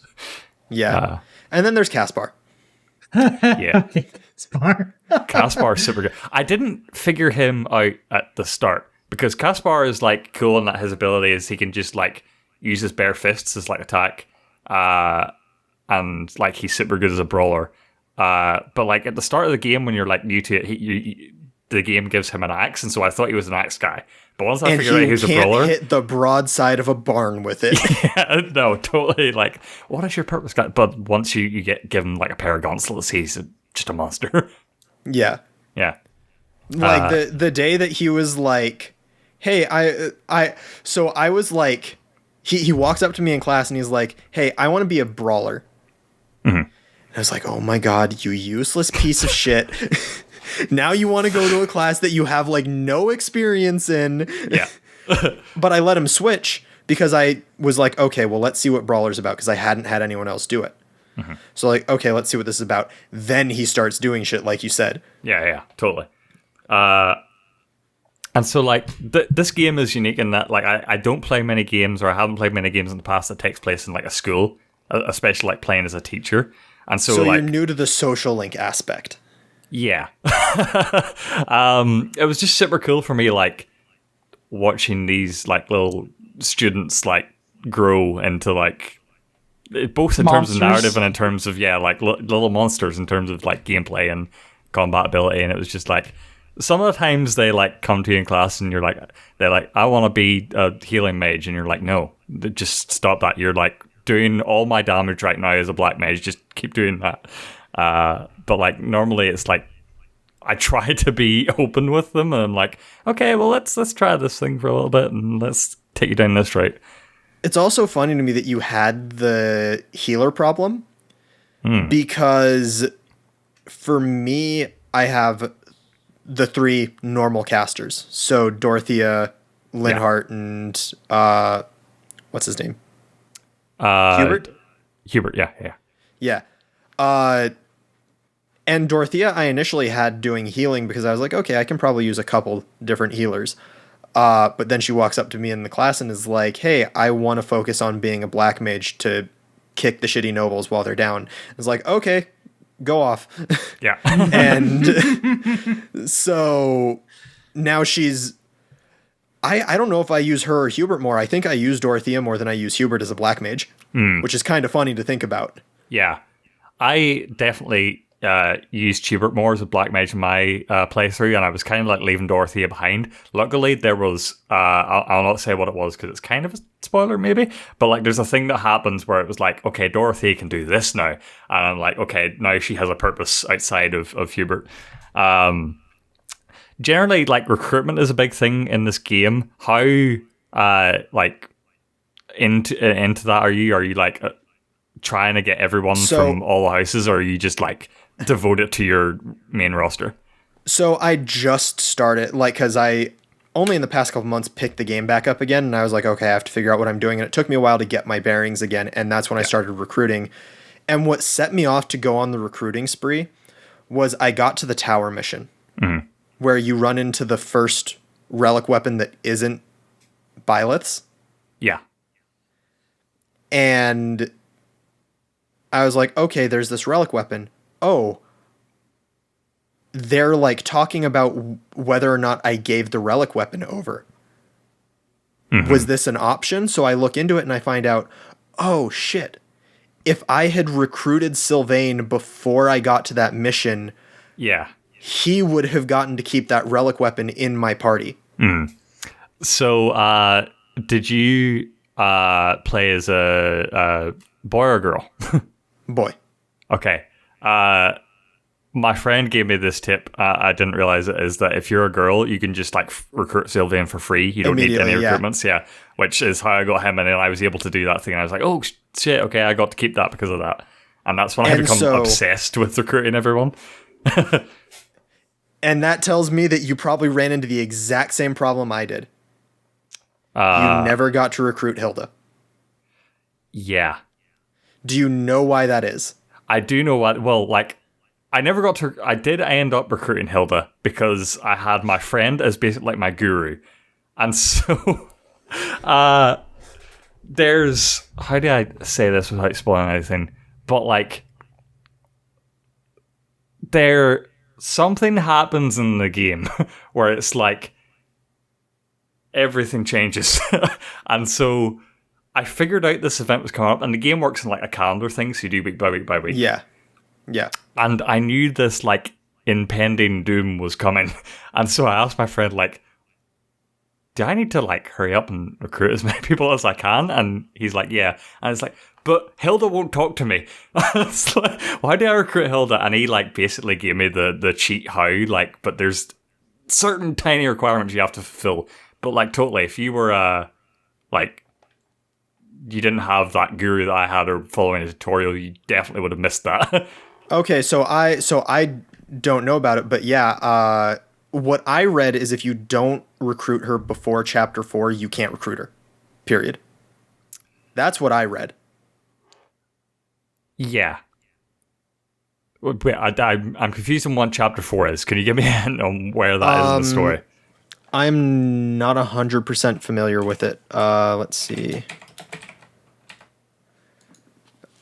Let's see. Oh, that's the goddess's rite of rebirth. So that's where you go into the crypt under the church and... Yeah. No, that is correct. But yeah, I knew that event was coming up, and I was like, yeah, this... why won't Hilda talk to me still? It's not even like... You don't have the option to recruit, and you can't like hang out with her or talk to her that much, and it's like, what's the deal? But yeah. Yeah, so if you do not recruit her before that, you're done.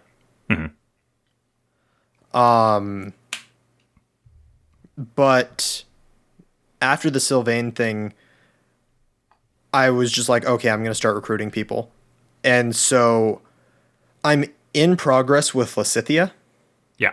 To get her, because I've heard she's one of the best casters in the game, if not the best caster in the game. Yeah, super, super powerful. But my main focus was, one, I grabbed Leonie almost out of spite. Okay.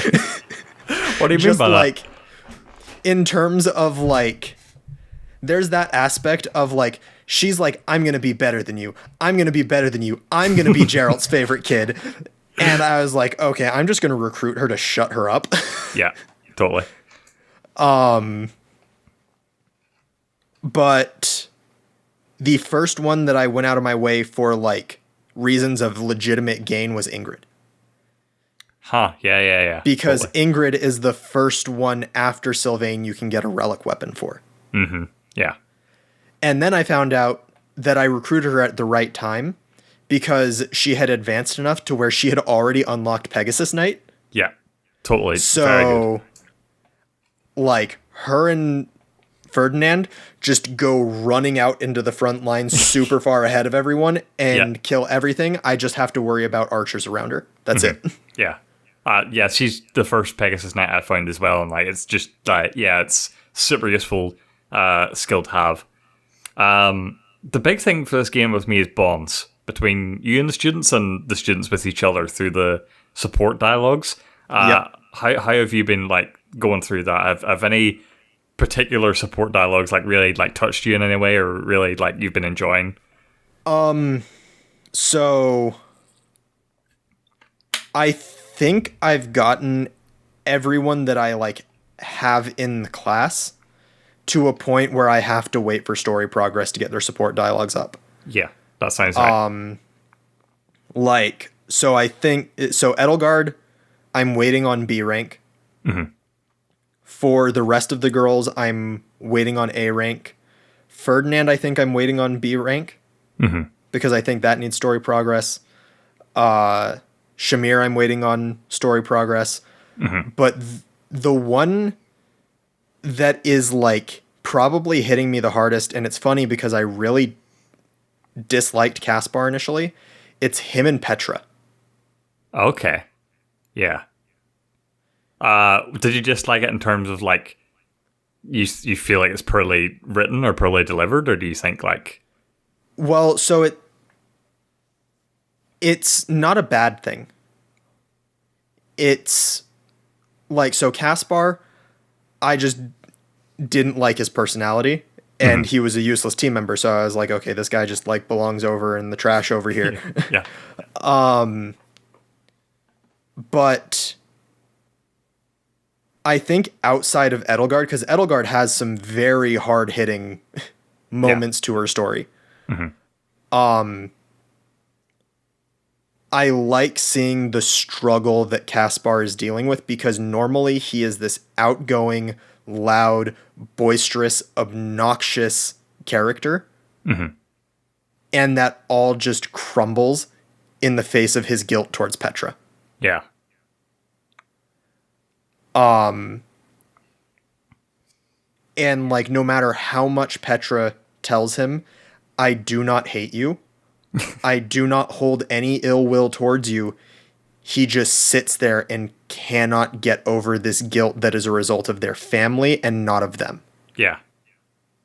Just like he's grew up with this way of thinking, and it's just hard to separate himself from that. Yeah. And it's like seeing a character seeing these characters get broken down into more nuanced pieces is really interesting. Yeah.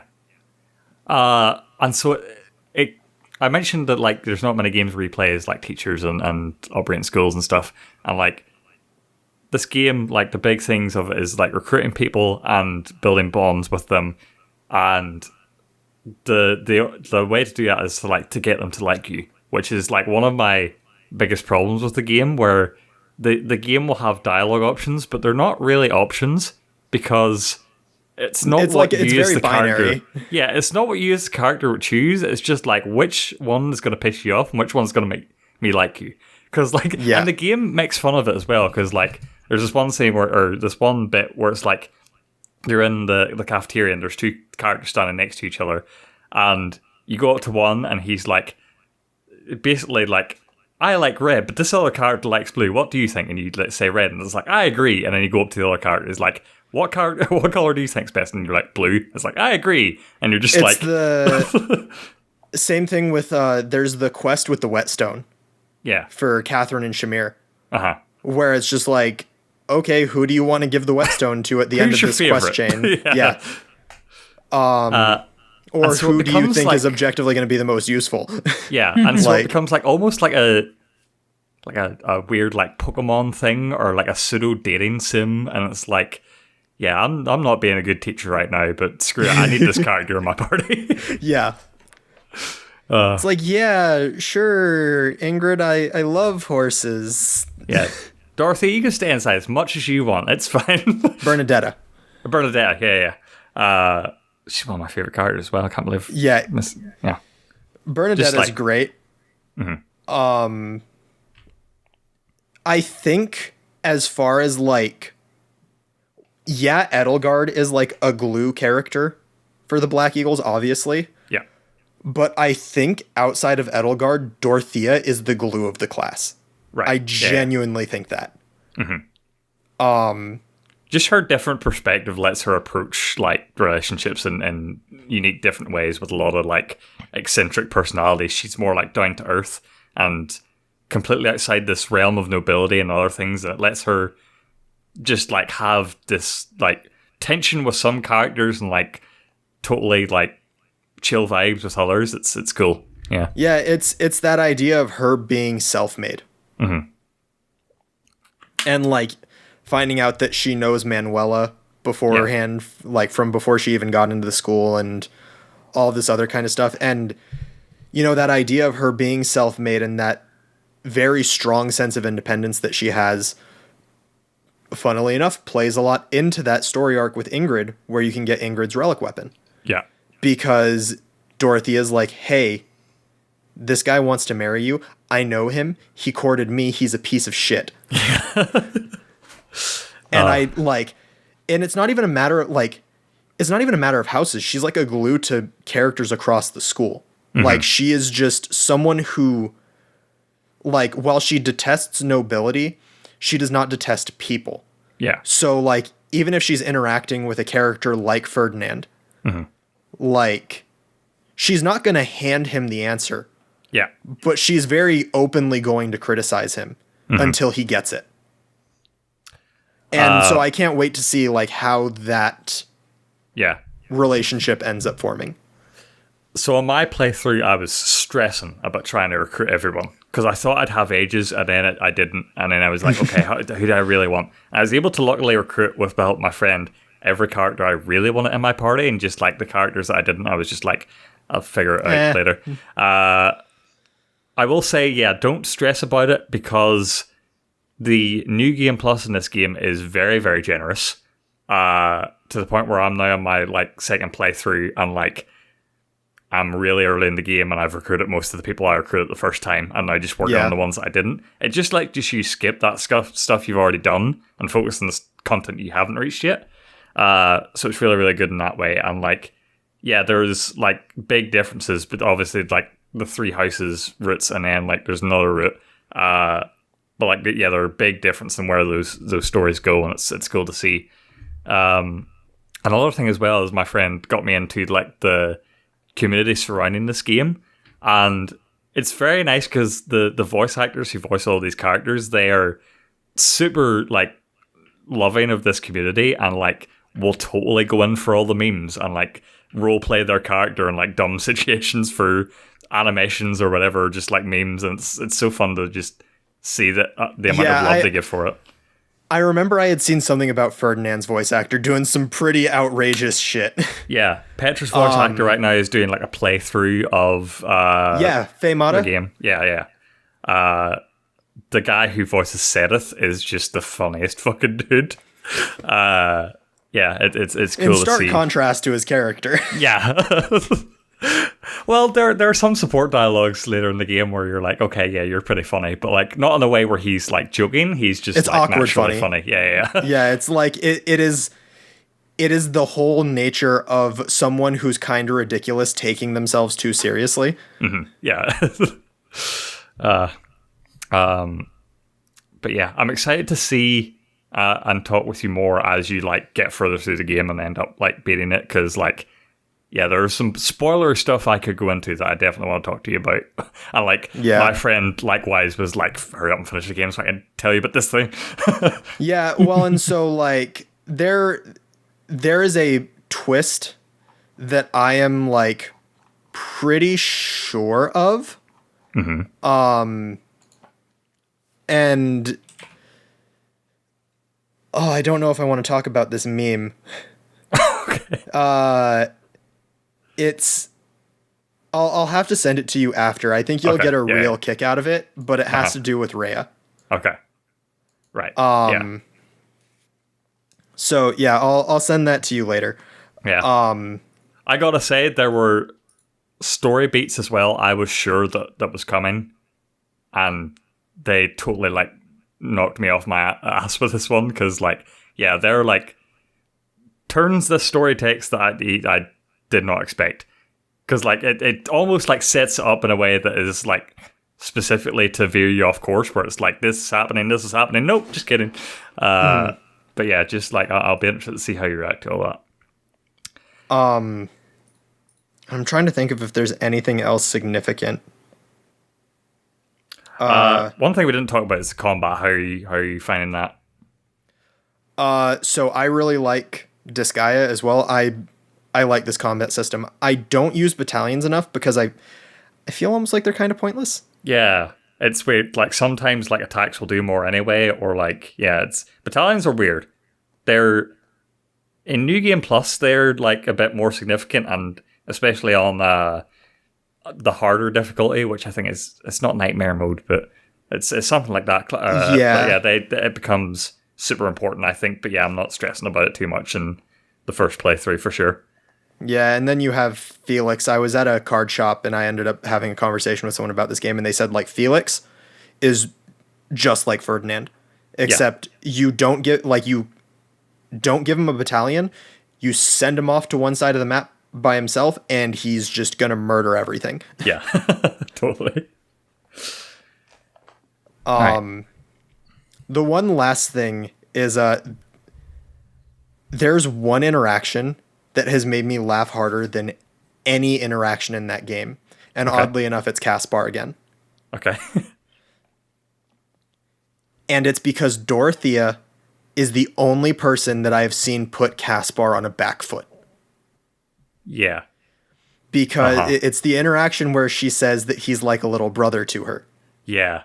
Dude, and that hurt. It hurts. Yeah. Because I'm sure this is intentional. The voice acting is like bad porno levels. Yeah. But the whole nature of her being like, hey, just call me Big Sis once. Like, I just want to try it because like I've always wanted a little brother, and I view you like a little brother. Like, just try it, please. Just once, call me Big Sister. And it just like makes his skin crawl. Yeah. And that whole like, how would you feel if I wanted you to call me Big Brother? And she's like, I don't know, Big Bro. And it's just like, oh, it makes your skin crawl. Yeah. But at the same time, it made me laugh my ass off because like, it's Dorothea using the acting experience, hamming it up in the worst way possible just to get to him. Yeah. That's the thing I do love about like how these characters interact is a lot of the characters are just tropes, but it's almost like they're all self-aware of what tropes they're in. Like Hilda falls into like the airhead category, but she's very manipulative, and like hers are some of my favorite supports in the game. Just because like the way she like uses others' perception of her to her advantage, just like stuff like that. And like the way Hubert relishes knowing that he makes everyone uncomfortable. Yeah, dude. Like Super Goth Kid is just like, I disturb you, and I like it. and so that makes his interactions with Bernadetta so hilarious. Yeah. Because like there's the first interaction they have where she's like, could you not laugh? Like, please don't laugh. It disturbs the hell out of me. Yeah. And so their next interaction, he's just like, he follows every request of hers to the letter. Because in reality, he's a much nicer guy than he lets on. He's just ruthless. Yeah.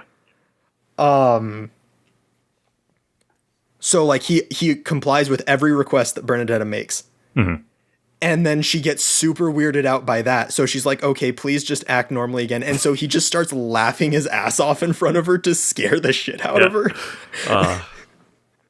It's just funny. It's just like high school kids just hanging out and fucking with each other. It's just so funny. Yeah. I have a friend that was even like, he related too much to Bernadetta. And he was like, please get this character off the screen. Please just get rid of her. Yeah, it's like looking in the mirror. It's just uncomfortable. Yeah, definitely feel that. But yeah, I'll be excited to talk with you more about that when you finish it, because there's I mentioned some spoiler stuff that I definitely want to go into it with you. I'm trying not to rush, but I definitely want to like push through. I definitely want to do like special episodes of Playdate where it's like, we're going to talk about this game, we're going to go like spoilers off. And like, just spoiler episodes.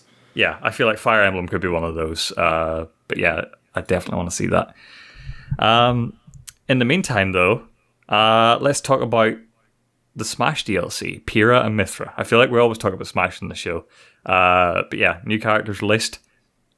I haven't played Xenoblade, haven't played these new characters yet, so like, I'm going into this not knowing anything about it. So Tim, lay it on me. It's so upsetting because these characters made me want to find a copy of Xenoblade 2. Oh, damn. Okay. Wasn't sure which way you're going to go with that, but it's the good kind of upsetting. There are no physical copies of that game. Ouch. It had a limited release. Yeah. Like, you actually cannot find physical copies of Xenoblade 2 for less than, at absolute minimum, $70. Yeah, absolute minimum. See, that's no good. Especially like, we were talking about on Playhouse Live the sort of preservation in the PS3 store dying and everything, and like he was telling me about, was it Realm of Rose? Rule of Rose. Rule of Rose, and like I was looking at the price for that game, and just like that upsets me severely. Well, and then there's the infamous Fire Emblem Path of Radiance. Yeah, on the GameCube, which, like, let me go shopping on Google real quick. $1,349.99. Yeah, why must it be this way? Plus an estimated $149.85 of tax. Mm-hmm.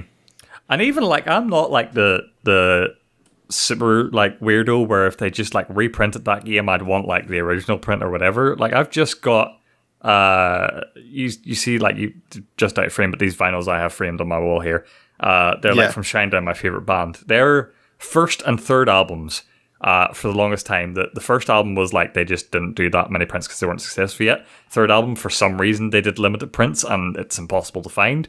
But they did reprints recently, and I snatched up both of those and I was like, I'm happy now. My collection's complete. I'm good. Yeah. I don't need the original printing or whatever.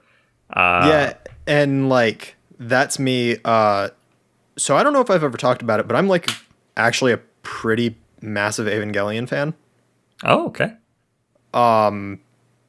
And so they just released the last movie. Like, Evangelion's done. Yeah. And so as part of this movie, they released a vinyl. And so that's got Cruel Angel's Thesis and a couple versions of Fly Me to the Moon and songs from the movies and whatnot. And so I was like, okay, I'll think about it. And I looked at this. I had the webpage for this website open for like a couple days. And the first day I looked, $35. Went back a couple days later, sold out. So I was like, shit. Because we've talked about my experience with the Persona vinyls. Yeah. And why I had to grab those.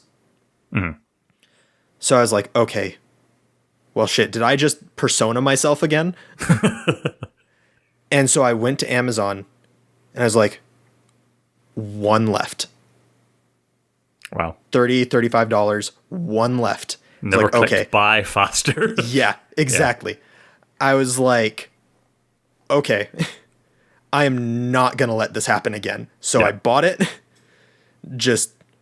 So now I have that comfort, but like, it's not the original version of Fly Me to the Moon that everyone knows from the anime. Like, it's a 2020 remaster, which I personally don't like as much, but I'll still take it.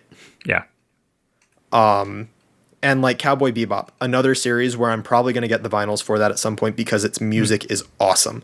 I'm not worried about getting a first printing or anything like that. They're still doing reprints of the vinyls, so I'll just grab a vinyl at some point. Yeah. And so I feel like a lot of games could like do with some reprints now and then, like Xenoblade. But yeah, what was it Mario. about or Mario? Yeah, Mario. By the time you listen to this podcast, Mario's dead. So rip Mario. But yeah, what was it about the Smash DLC that made you think like I must have you Xenoblade? Like I cannot put this off any longer. It also wasn't like must have. It was very much a like, okay, let's check prices. Yeah. Because if it had been like maybe even up to $40, I might have gotten it, but I wasn't going to go north of 40 for it. Like it's a game where it's like, okay, these characters have caught my interest, but it's not like enough to be like, here, take my money. Yeah. But they're extremely fun to play. Have you seen the actual breakdown of how they work? No. I really watch them before like playing characters myself because I just want to like explore it myself first. But yeah, it's that those breakdowns are normally super helpful and interesting. So, have you seen anything of them being played? Other than that initial reveal trailer, no, not at all. So, they have a mechanic. It's like Zelda and Sheik used to be. Yeah. Where they are the same character. You hit down B, they switch back and forth. Yeah. It's very much a case of, and yeah, other people will play differently, but I would say the like competitive play style of these characters is going to be you're running around and doing a ton of attacks as Mythra, because Mythra is super fast, has all the combo potential, has like she has the like perfect dodge mechanic. So if you do a dodge right as someone's hitting you, she'll actually kind of like Bayonetta does. She'll slow time a little bit and get the opportunity for a counterattack. Cool. Love that mechanic. So Mythra is like your heat of the moment, doing all the cool shit. And then you have Pyra, who Pyra is like, I'm going to make sure you die. Nice. Which is funny because Pyra is very much the nicer of the two from everything I've seen of the pair. Got that vibe from the trailer. Like she's the nice, like down to earth girl, and Mythra's like, I will end you now. But The like cocky, it seems like the reverse, yeah. So Pyra, her side special is she throws the sword out and it will stay where it ends up and it will spin as an active hitbox for a little bit. So what happens is you knock someone off the ledge, they're under the ledge, and you just throw the sword out above the ledge. So they may be able to catch the ledge, but if you've timed this right, this sword is just sitting there above them as an active hitbox. Yeah. That's, that makes me uncomfortable. Yeah. But it also means that if they're coming from up above, you can throw it above the ledge and they can't get to the ledge anymore. And Pyra's forward smash probably does relatively the same knockback as like Ganondorf's Warlock Punch or Falcon Punch. Yeah. I've seen that, I think, a gif of that, and it's just, crazy how many characters just have these insane kill abilities moves. now. Yeah, kill moves. And Pyra's even got that on her up special. Because it's Ike style. So it's like an alley-oop. You go up and then you smash back down. Pyra's is she will smash back down. Mythra's is she'll just shoot from wherever she ends up. Yeah. But yeah, so it's this super fun dichotomy of like playing fast and loose and then switching to an extremely heavy hitter for the end. Nice. But there is a problem. But it's not just a problem with Pyra and Mythra. It's a problem with Smash as a whole. And it's online. Right. I can't remember if I've ever explained this to you about how input latency works on Smash. Don't think so. I don't think you've ever like talked in depth about it. I just know it's bad.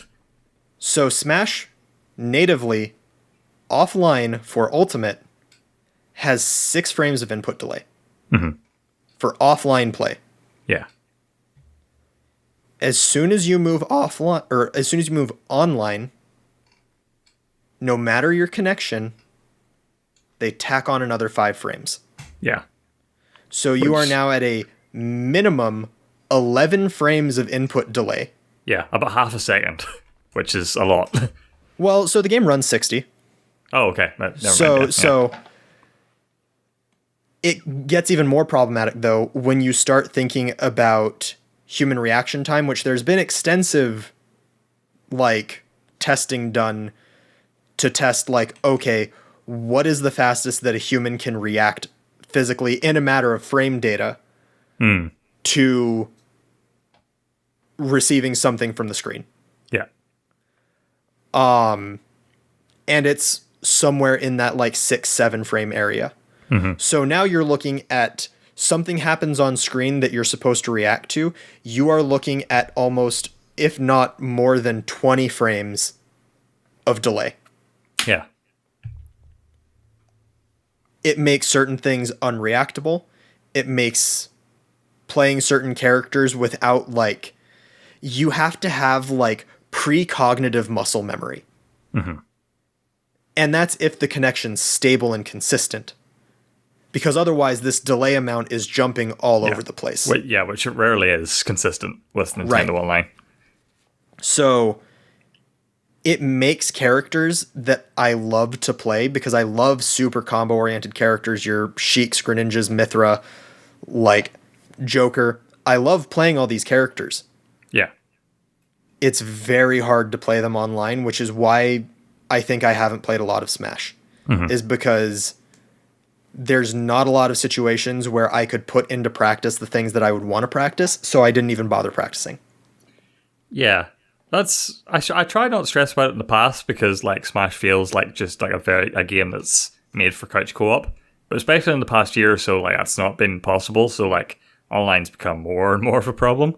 And so I wonder if like Smash Ultimate 2, if it ever happens, they're just gonna be like, it's the same, but we just fix the online. And I almost doubt it just because it's Bandai Namco handling it. Unless Nintendo really pushes them on that, which I don't think Nintendo will. Yeah. Because Nintendo has been notoriously not kind to its competitive communities. But that is like the complaint for Smash is the online. It's like the big elephant in the room when you're talking about Smash. Yeah, to the point that Melee players even fixed it on their own and then got their tournament shut down. Yeah.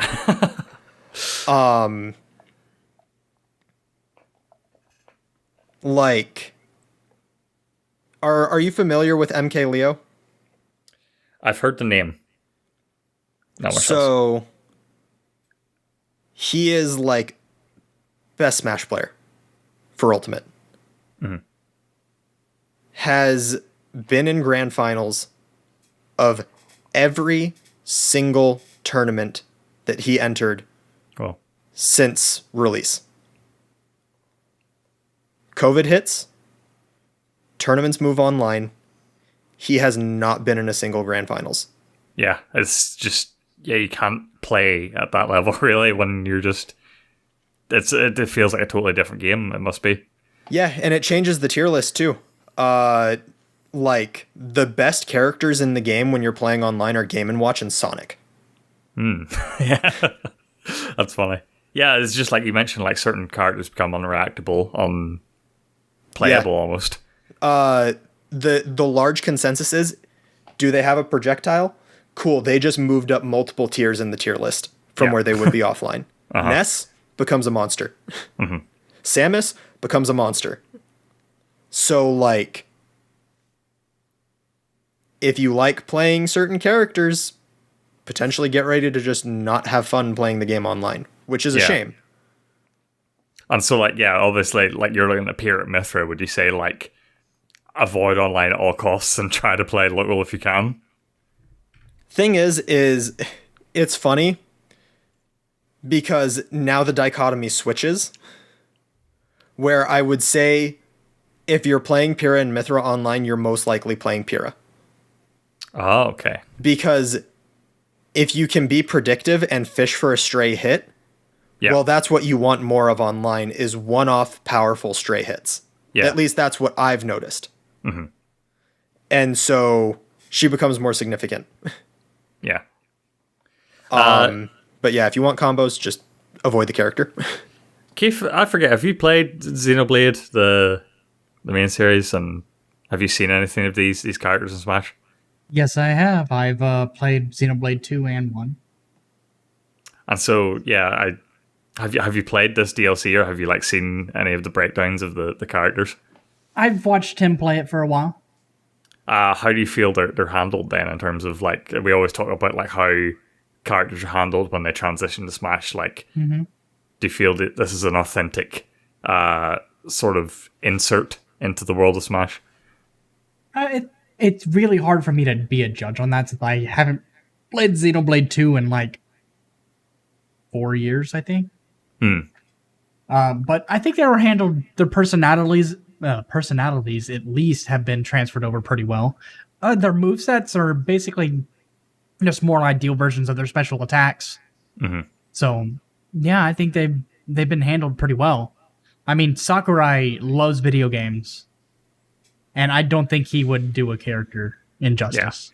Yeah, that seems to be his main focus when it comes to, like, what characters to bring to Smash. Like, can he, like, portray them well, I guess. And speaking of Sakurai, so you didn't watch his presentation though, right? No. I know they're notoriously memed for, like, just shit he comes out with. And like playing with two controllers and nonsense like that. So it's not about that. So, are you familiar with the character Mai Shiranui? No. From King of Fighters. You've probably seen her. She is, like, I would say she is close to Chun-Li levels of iconic in fighting games. Okay. So, yes, King of Fighters character. This character. Yeah, so, yeah. So, King of Fighters character. Terry, King of Fighters character. They put all of the King of Fighters characters into Terry's stage. Yeah, I think I remember you talking about this, but yeah, they had to not do this one for reasons. Because as Sakurai says, and I quote, "Smash is for good boys and girls." And then they put it so then we get to the Pyra and Mythra presentation. And so, did you know that Mythra is censored in Smash? Or, well, both of them are. You cut out when you're speaking there. Are you dead? Uh-oh. Oh, sorry, you died for a sec. Okay, no, yeah, you did too. Okay, so are you aware that they're censored in Smash? Yeah, I saw Mythra, her design changed a little bit just to cover up some areas. Didn't really look into it for Pyra, but yeah, I know they're, like, just, like, a little bit more for the younger audiences now in Smash. Yeah. So I'll send you a picture of this figure. Or these two figures. So Sakurai says he gets figures for reference for the team. He'll always buy a figure if there's a guest character coming to Smash. Yeah. So he has these figures on the table in front of him. And he mentioned something about, like, whichever one you like. And then he sits there. And he kind of puts his head down and he peeks. Oh. And he's like, yeah, I think I like Pyra. Oh. Was he really being that creepy? Yeah. The friggin' okay. Alright. God damn it. But then the one that got memed though was not that, but that's just like everyone who's like, I thought Smash was for good boys and girls, Sakurai. Yeah. You're not allowed to play it by your own law. But like when I'm gonna chalk this up to him misspeaking, but I'm gonna chalk this up to the internet being more perverted. Yeah. But like, so if you're talking about things you might not see in a character. What is something that you do not see on characters typically that you actually do need to model and people don't think about it needing to be modeled? The bit that you don't see So would that Sakurai need to be comes out. So no, not that. So Okay. I did see that they modeled the upper bits of that for Final Fantasy 15 characters, just because apparently they used it for help with reference for how clothing should be placed. That I can kind of understand. But no, so what Sakurai says is, when talking about things you need the figures for example, what the bottom of the feet look like. What? Oh, damn it. That internet field day with that one, I'm sure. Yep. Now they're just off to the races. Sakurai probably has a wiki page on one of those sites that I hear about. Yeah. Oh, damn it. So, like, but when you consider it, like, yes, that does actually need to be modeled. Well, yeah. Like, Why did he mention it, though? Was he just like... well, because he's talking. So here's the full quote. After it's been decided that a character will join this game as a fighter, I often purchase 3D figures like these and share them with our modeling team as reference material. These figures aren't always 100% faithful to the original games, however, they can provide helpful hints, for example, what the bottom of the feet should look like. So, yeah, see, that I get that from, like, hey, you don't often think about this, but this is a part of the character model, and you don't see it, but... yeah, like, that just...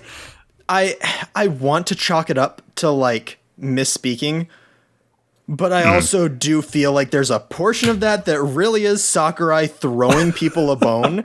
Yeah, just like Because a he's... wink. Just, Yeah. Like... oh, It's... that is way too funny. Yeah. The presentation has some moments. No, like, that's... Even if you're not planning to buy DLC, those, like, videos are worth watching just for Sakurai moments. Yeah, 100%. Yeah. Just like, I love that thing where he's playing with the two controllers and he's like, wait, that's not how you're supposed to play. Oh, there... was it Pyra or was it Steve? There's a moment in one of their presentations where he starts talking... it's Steve. He starts talking about frame data. He starts talking about, like, this attack has, like, this many frames of startup and this attack... And he stops himself and he's like, wait... No, I'm going to leave that for other people to talk about. I'm going to let other people talk about that. Yeah. He just very seems like much such a like- lovable dork. Yeah. And I think it's him trying to throw different aspects of the community a bone. Yeah. Like, he knows there's the horny people. Yeah. He knows there's the competitive people. Yeah, the he fake knows people. he knows his audience. Like, he really does, and he knows, like, every corner of his audience.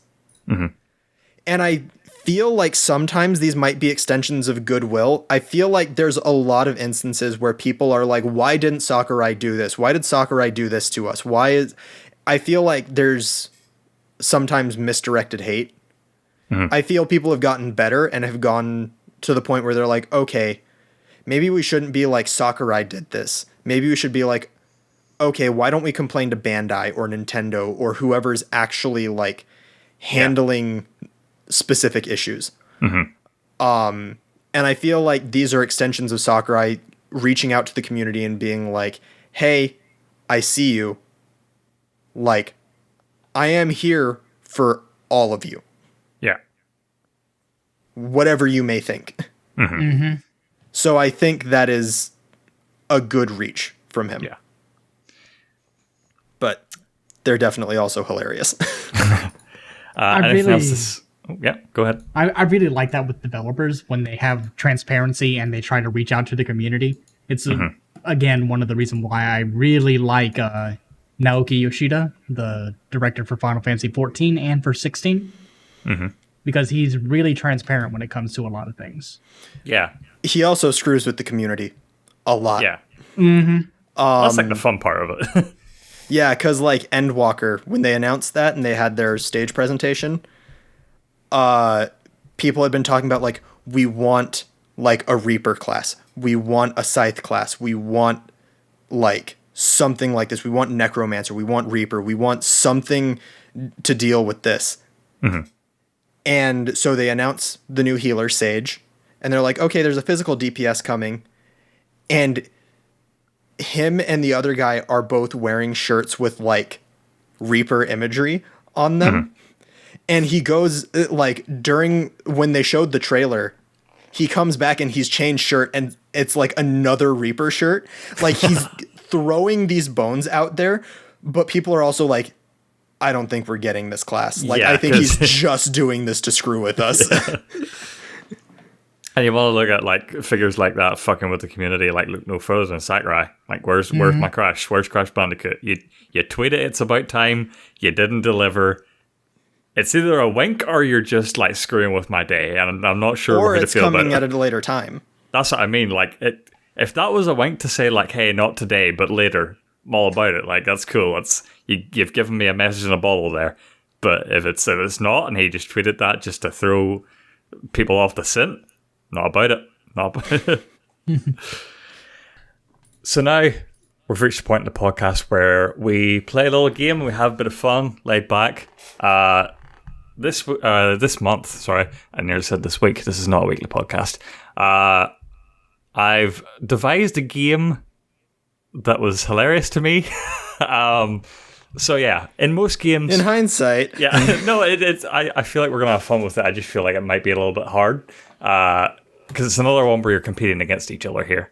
So how this is gonna work is I'm gonna pose the question out there. You're gonna buzz in by saying your names, and then I'm gonna go to you, and if you get it right, you get a point.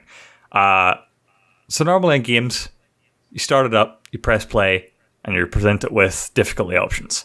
Most games, easy, medium, hard, sometimes more than that. So today's game is idiosyncratic difficulty levels.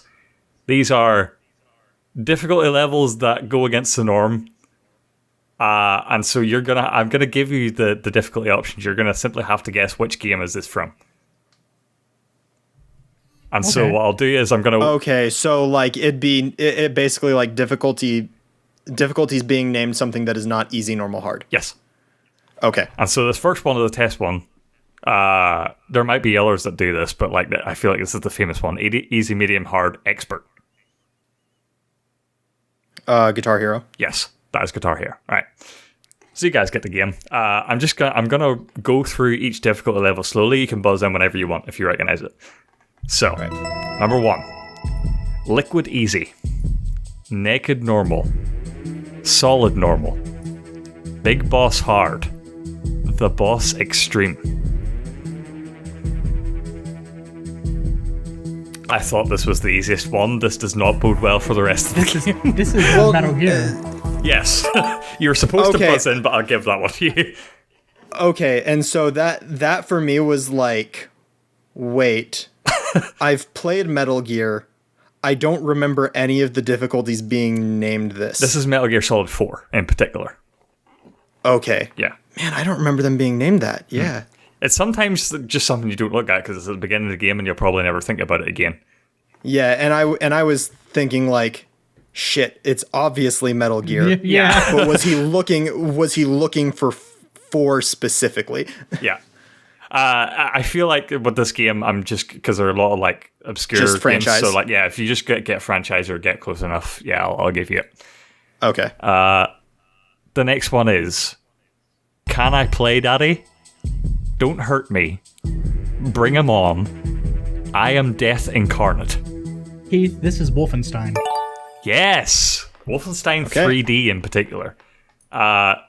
This is one of my favourite ones because of an Easy Allies bit where they were playing this game on stream, and one of the guys got confused between the 2 difficulties, can I play Daddy and don't hurt me, and they said it was called Hurt Me Daddy. Yeah, just give me Hurt Me Daddy, and it's like, what are you saying?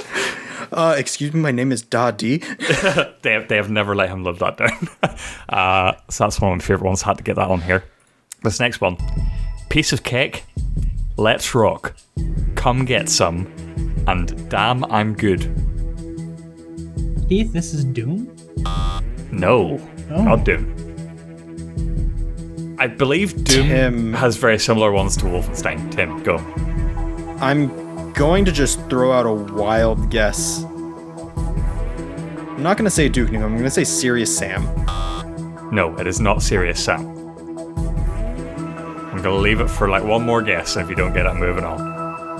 All right, Keith, let's say it's Duke Nukem. It's Duke Nukem. God damn it. I couldn't give you the point because you said it's not this. Alright, yeah. Keith's running away with it. This one. Human. Devil Hunter. Son of Sparta. Tim. Keith got there first. I don't know whether I was Discord live. I was first with saying it. I was first with saying it, but yeah, he buzzed in. Yeah. Keith is 4-0 up right now. But there's a lot of these, so there's still room to crawl back, don't worry. Next one. Simple. Second. Mania. Tim. Go. I'm going to say Bravely Default. No. Simple, Second, Mania, and Unknown. Oh, I don't know. I'm drawing a blank on this one. Drawing a blank. Tim's like reaching through the corner of his mind. I'll take a wild guess and say DDR. No. I'm going to wild guess it myself and say Fire Emblem. No, I'm going to give 5 seconds on my hand. And if no one guesses it, I'm moving on. Okay, that was Tales games. So, Tales of Phantasia, Symphonia, Rebirth, Abyss. I should have known this. I should have known this. I thought that would be a gimme for you. Unfortunate. Alright, next one. Settler. Chieftain. Warlord. Prince. King. Emperor. Immortal. Deity.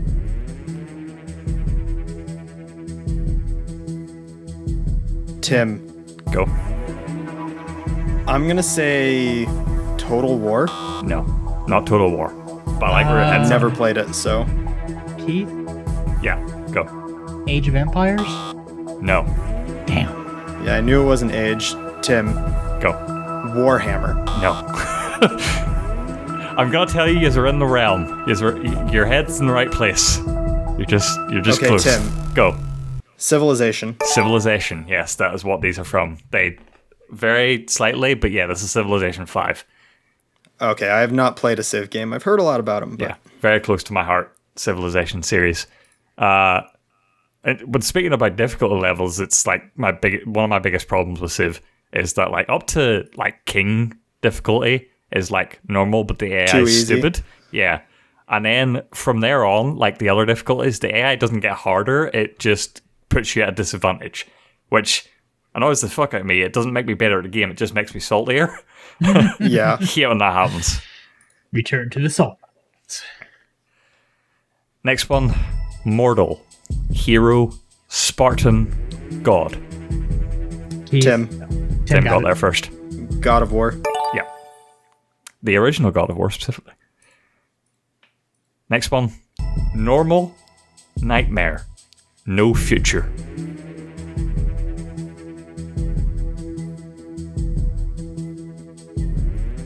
Tim, Go. I'm going to go for Dead Space. No. It's a good guess, though. No, I'm drawing a blank. Gonna put the timer up.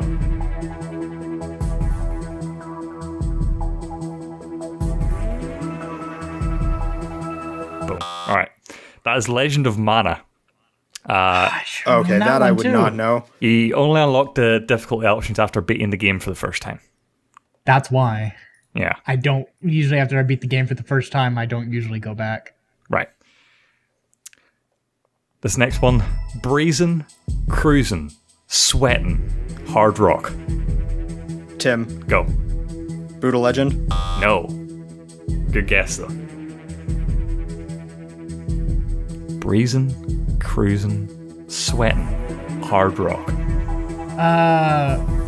Keith, Go. Rock of Ages. No. Again, your heads are in the right places. There's just like one thing you're missing. I don't actually know how popular this game was. I definitely heard the title thrown around a lot. It was for the 3DS, if that helps. I'm going to put the timer up again. So, any wild guesses, throw them out now. Nope, time's up. That was Elite Beat Agents. Oh, I played that too. Dang it.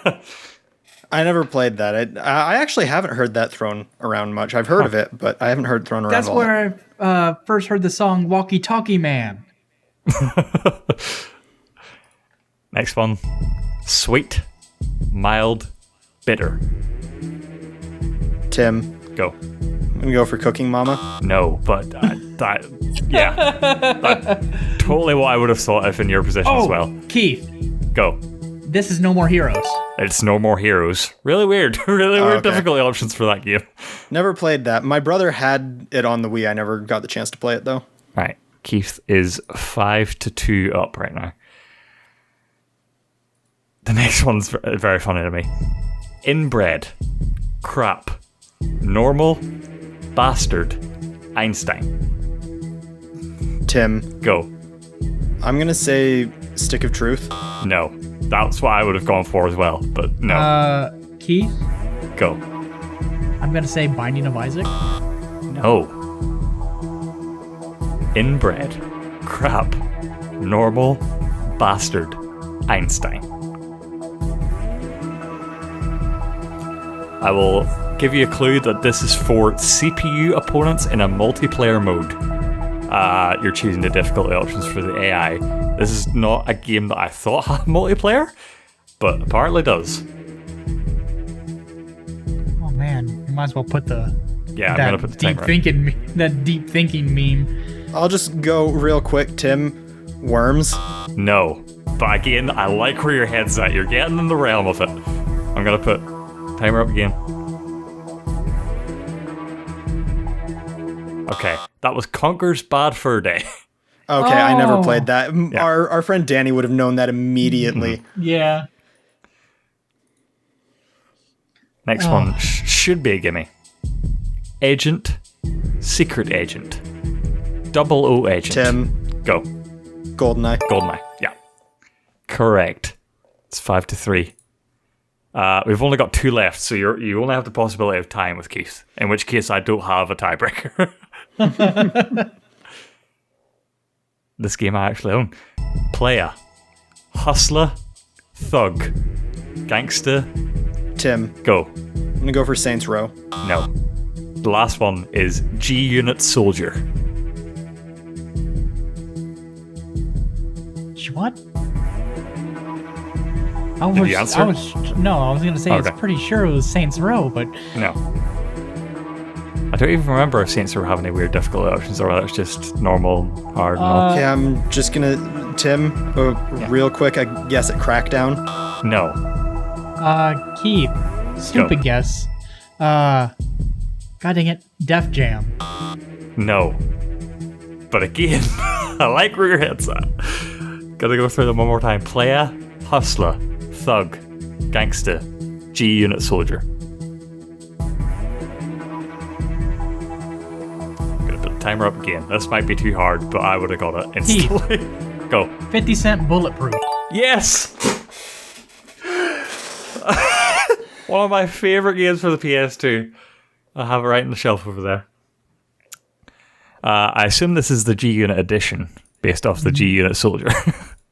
Alright, so Keith's already won. This one's just for funsies then. Effortless, easy, standard, tougher, challenging, heating up, extra spicy, infernal white hot, nothing harder.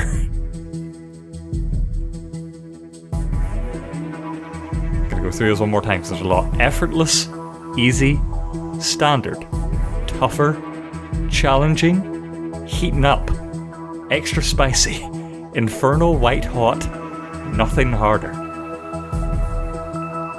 I don't know if any of us have played this game. I definitely never heard anyone talking about it. Yeah, no, I know I haven't. Yeah.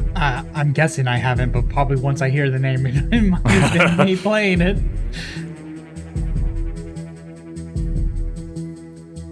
Gonna put the timer up now. Yeah, no, I don't know that one. Nope. This is Kid Icarus Uprising. I've heard of it, but never played it. Yeah. I definitely did not play that. This is ridiculous to me. Why does this game need 9 difficulty levels? That's more than Civ has, and Civ has a lot.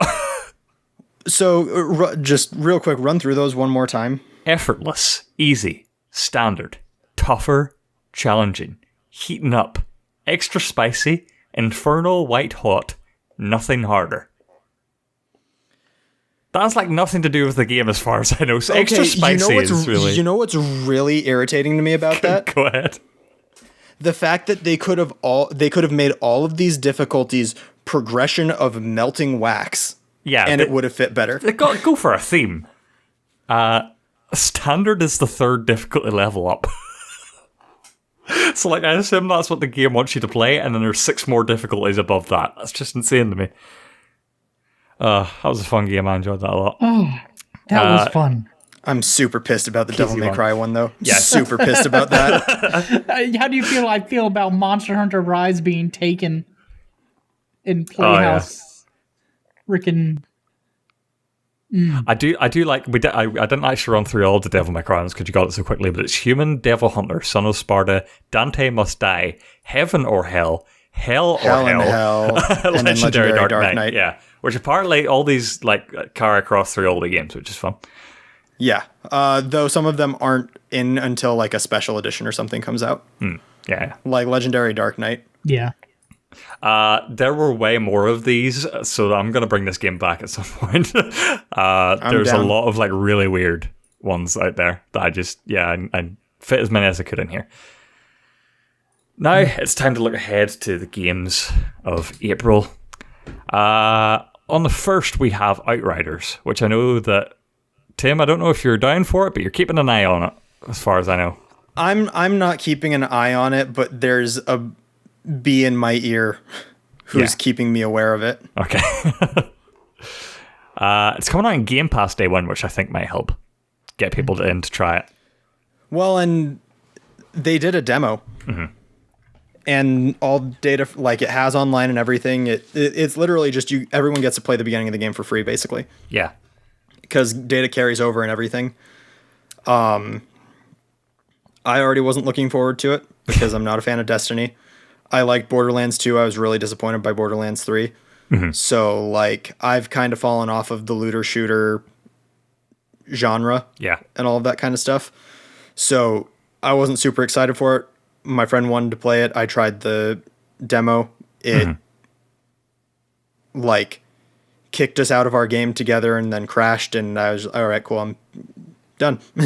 Well, even people who are into the looter shooter genre, like I was looking at this at the Square Enix present. It was the first game they presented, and I was just like looking, and the gameplay looked interesting. But man, that market is oversaturated, and people have already chosen 3. their It's like, I feel bad for this game because I don't think it's going to do the numbers that it probably should, or like they think it might.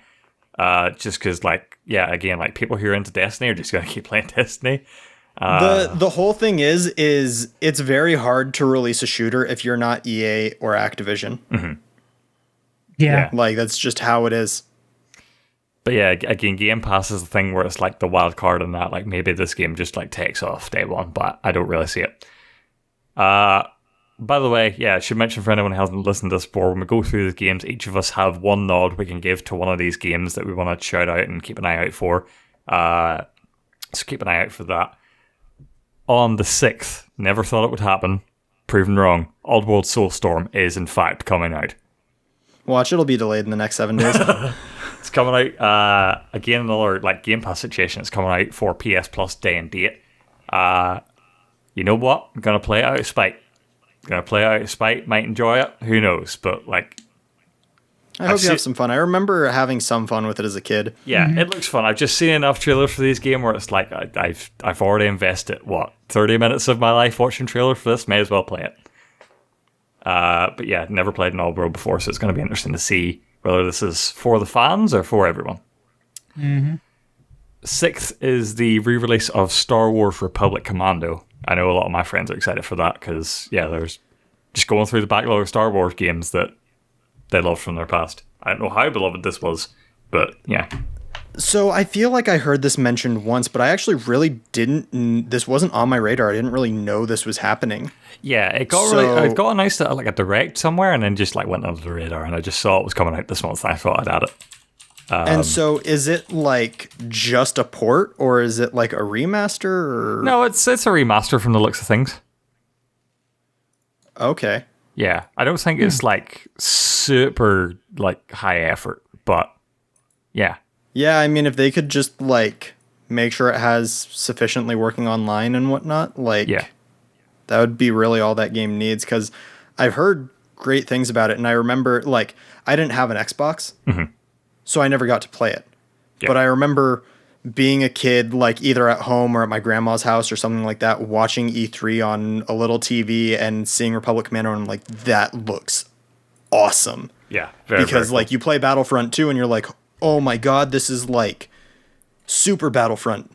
Like story oriented, and like you get to be with a squad, and my brother and I used to love like co-op games and whatnot too. Yeah. So we were like excited for that aspect, but never happened. I could very much see me dipping in for a game night with this one with my group of friends and then never touching it again. But yeah, I imagine that night will be hella fun.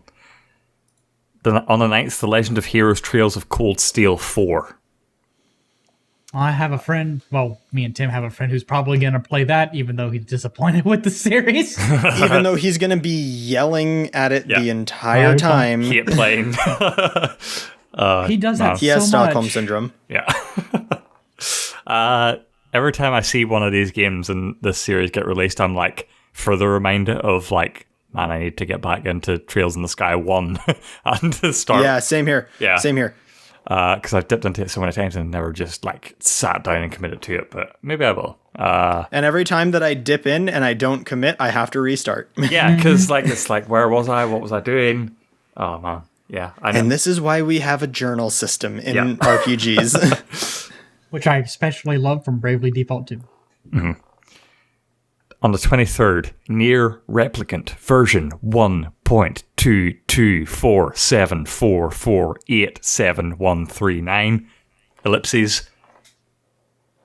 So this'll get my nod. Okay. Just like to people who know my gaming opinions, they will know that like I hated Nier Automata because I played the demo. The demo soured the game for me, and like the community love for it actually drove me even more into hating it because of how the demo soured it for me. The demo is nowhere near the best that game has to offer. Yeah. But you don't know that because the demo is just basically the introduction cutscene. Yeah. And so like Nier Automata, once I got into it, great game, love it. I have heard like almost horror stories of how Replicant controlled. Yeah. And personal observation from like friends that I know that have played the series are like, this is it. Mm-hmm. Like, this is all seemingly like a majority of the problems that we had with the game fixed. Yeah. I've seen the visual comparisons. If you want to talk about a glow up, as people say, like, this game is it. Yeah. It definitely feels like definitely feels like a worthy remake. Like taking something from the past that was like sort of a cult classic and like doesn't hold up well, just like taking it, bringing it into the light again, bringing it into the spotlight. And then, yeah, I feel like priming people for whatever way Nier goes with its next installment, which I'm sure is coming. Yeah, just like getting people primed for that, I'm sure. Total War Rome Remastered. Like, just announced in the past few days. I was going to give it to Returnal, but this is going to have to get my nod. Total War Rome was... This and Theme Hospital were the two games that got me into PC gaming as a kid. Rome 2, while good and also a game I sunk a lot of time into, just never captured the magic of Rome 1 for me. And man, I cannot wait to stream this game and just get sucked into it. I was looking at some gameplay of the remaster, and they're doing the thing where it's like, you can play like classic rules, or we've like rebalanced a bunch of broken shit and you can play with those rules, or you can mix and match with different elements, whether you want the new rules or the old rules. And man, I'm just going to sink a lot of time into this game. It's going to be a huge time suck. I don't know if either of you have ever touched any Total War. I have never. No. But this game was massive and basically, yeah, just like made the franchise by itself. And now this opens up like potential Shogun 2 remasters and Medieval remasters or people wanting. But yeah, this is where it all started, baby, and I cannot wait. Well, and so like I am aware of it though. Mm. And I'm even aware of how influential Rome is. Yeah. Because I guarantee you, a good chunk of people have constantly read that name as Rome Total War. Mm-hmm. Do you remember a show called Time Commanders? Maybe this didn't air in the US.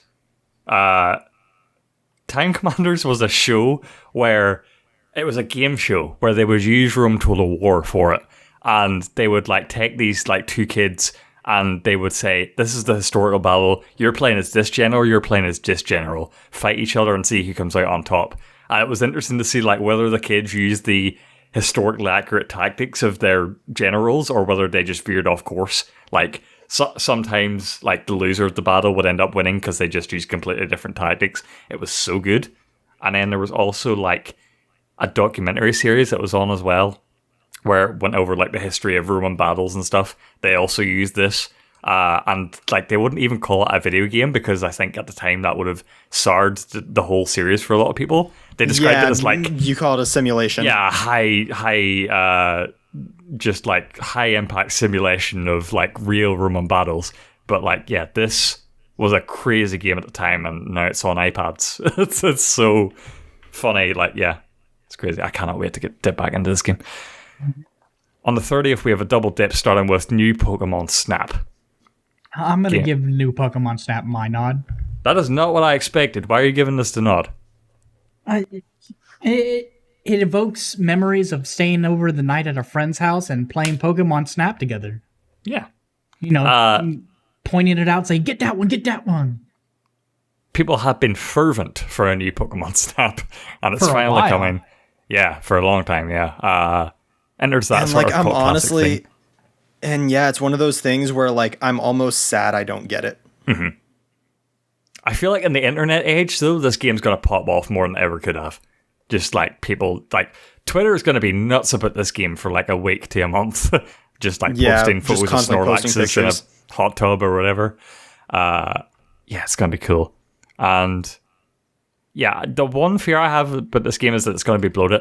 Because Nintendo are going to want to sell it for $60, and I think they are. And they're also going to want to have, like, no complaints about it being a 4-hour game and $60, so they're going to...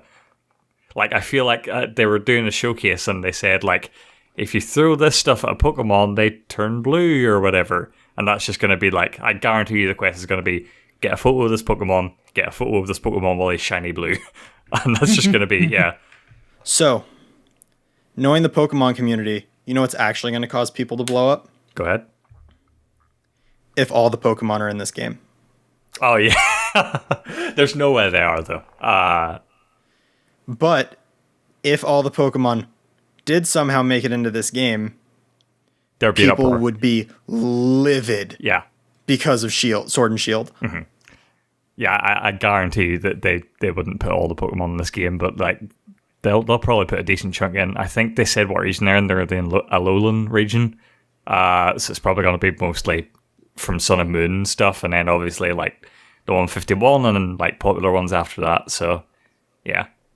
But it's like weird. I can't imagine like Houndoom or Houndour just like chilling on the beach. So maybe he won't be in there. Mm-hmm. Yeah, we'll see. And then finally on the 30th as well is Returnal. Cannot wait for this game. It's going to be tight. Housemarque are just like keep getting better and better with their games. This is going to be their best game. Yeah, I'm calling it. Don't even care if I'm wrong. I'm calling out here right now. This game's going to be amazing. And like, for me, it's not that it seems like a bad game, but it just like for some reason flies past my radar. Mm-hmm. Like I see it flying by, and I'm like, "All right, have fun, guys." Yeah. No, this is like totally. If this was just a game in isolation, and I didn't have like any previous history with the studio, it would totally pass me by as well. But because I know Next Machina, I know Dead Nation, I know Resogun, I'm like, this is just the next step up for you guys, and I can't wait. It's like there's story in this one. Yeah, like so Resogun, I know it's massive. Yeah. But it's massive, I think, mostly among first adopters of the PS4. Mm-hmm. And so because I was not on that boat, like I did not get a PS4 until the slim version that came with Uncharted 4 came out. Yeah. Resogun so I like missed that. Resogun was the game we all played because there was nothing else to play. Like, yeah, I remember first day of PS4. Like I didn't finish the first day, but like that weekend, I blazed through Assassin's Creed 4 Black Flag, and I was like, "What now?" And then I went to Resogun, and I was like, "This is fine. This is gonna tide me over."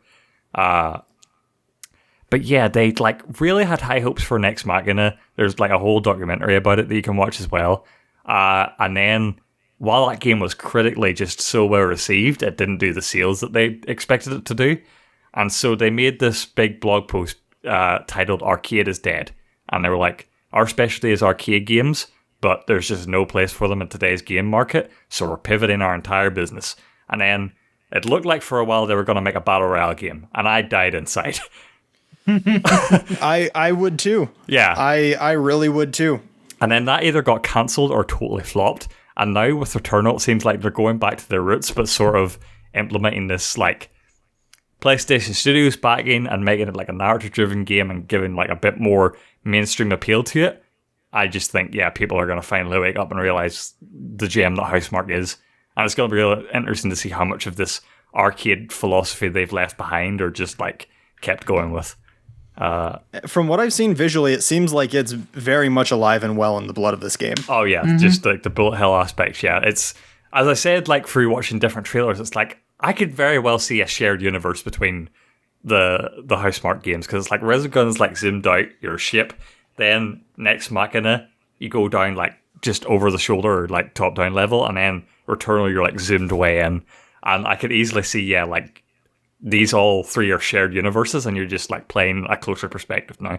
But yeah, it's definitely, it instills some hope that they're not leaving their entire legacy behind. And what's an interesting thought to me is like, I wonder how much they push for marketing in Japan. Because like the bullet hell arcade genre, while it's not like the most thriving thing, it's still very much alive and well in Japan. Yeah. Like, and not even just bullet hell arcade, but like you've got Taiko no Tatsujin and like all sorts of different like massive arcade industries in Japan. So it makes me wonder if they would see larger sales if they potentially started focusing more on marketing to a market where that idea is still alive and well. They're a Scandinavian studio, and yeah, they do sort of focus their titles on the West and the US, as far as I know. But yeah, there could be something to that, you know. Because like Toho. Yeah. Maybe their next game should be an anime game. You know what? Might do well. Yeah, and like, I almost don't even... What is it? Ikaruga. That game is pretty massive. It's a bullet hell where... if I'm remembering this game correctly, it's a bullet hell where there's different colored blasts on screen. And so what happens is you can flip your ship, and flipping your ship changes its color. So you cannot get hit by things that are the same color. Yeah, dude. But you cannot damage things that are the same color. I am digging this trailer. Yeah, it's a really cool game. Yeah. And I got introduced to it by a guy who was in our club back in college for game design. Nice. So, like, very much alive and well.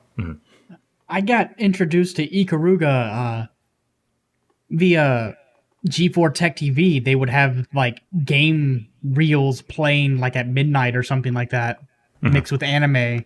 And it was games from Japan, essentially. Yeah. And it would... I was like, whoa, what is this bullet hell? You switching back and forth between a ship? This is awesome. Yeah. So April looking good. I know you guys are already in it with like Monster Hunter Rise and Bravely Default and stuff, but April's the first month of this year where I'm looking at it and I'm like, okay, now the game of the year conversations start for me, especially with Returnal. I'm going to enjoy the hell out of Room Remastered, and Oddworld Soulstorm might be a sleeper hit. Who knows? Yeah, and I mean, we've got Monster Hunter, and then immediately after that, when is it? When is Resident Evil 8? Oh, okay. Resident Evil 8 is like 7th of May. It's like, beginning of May. Yeah, so we're hitting Returnal, we've hit Monster Hunter, we're hitting Resident Evil, we're hitting Ratchet and Clank, we're hitting Guilty Gear, like... Yeah. We are now hitting the stride. Yeah, as much as games are being delayed out of 2021, like seemingly on a dime, there are still a lot of good things to look forward to in like the next few months alone. This is essentially the time of year all the way up until June where we're getting the big releases. Then we're going to have that July, August, September, summer lull. Of nothing coming out. Yeah, like you're going to get the blockbusters that kick off summer. Yeah. So that people are playing all of those games.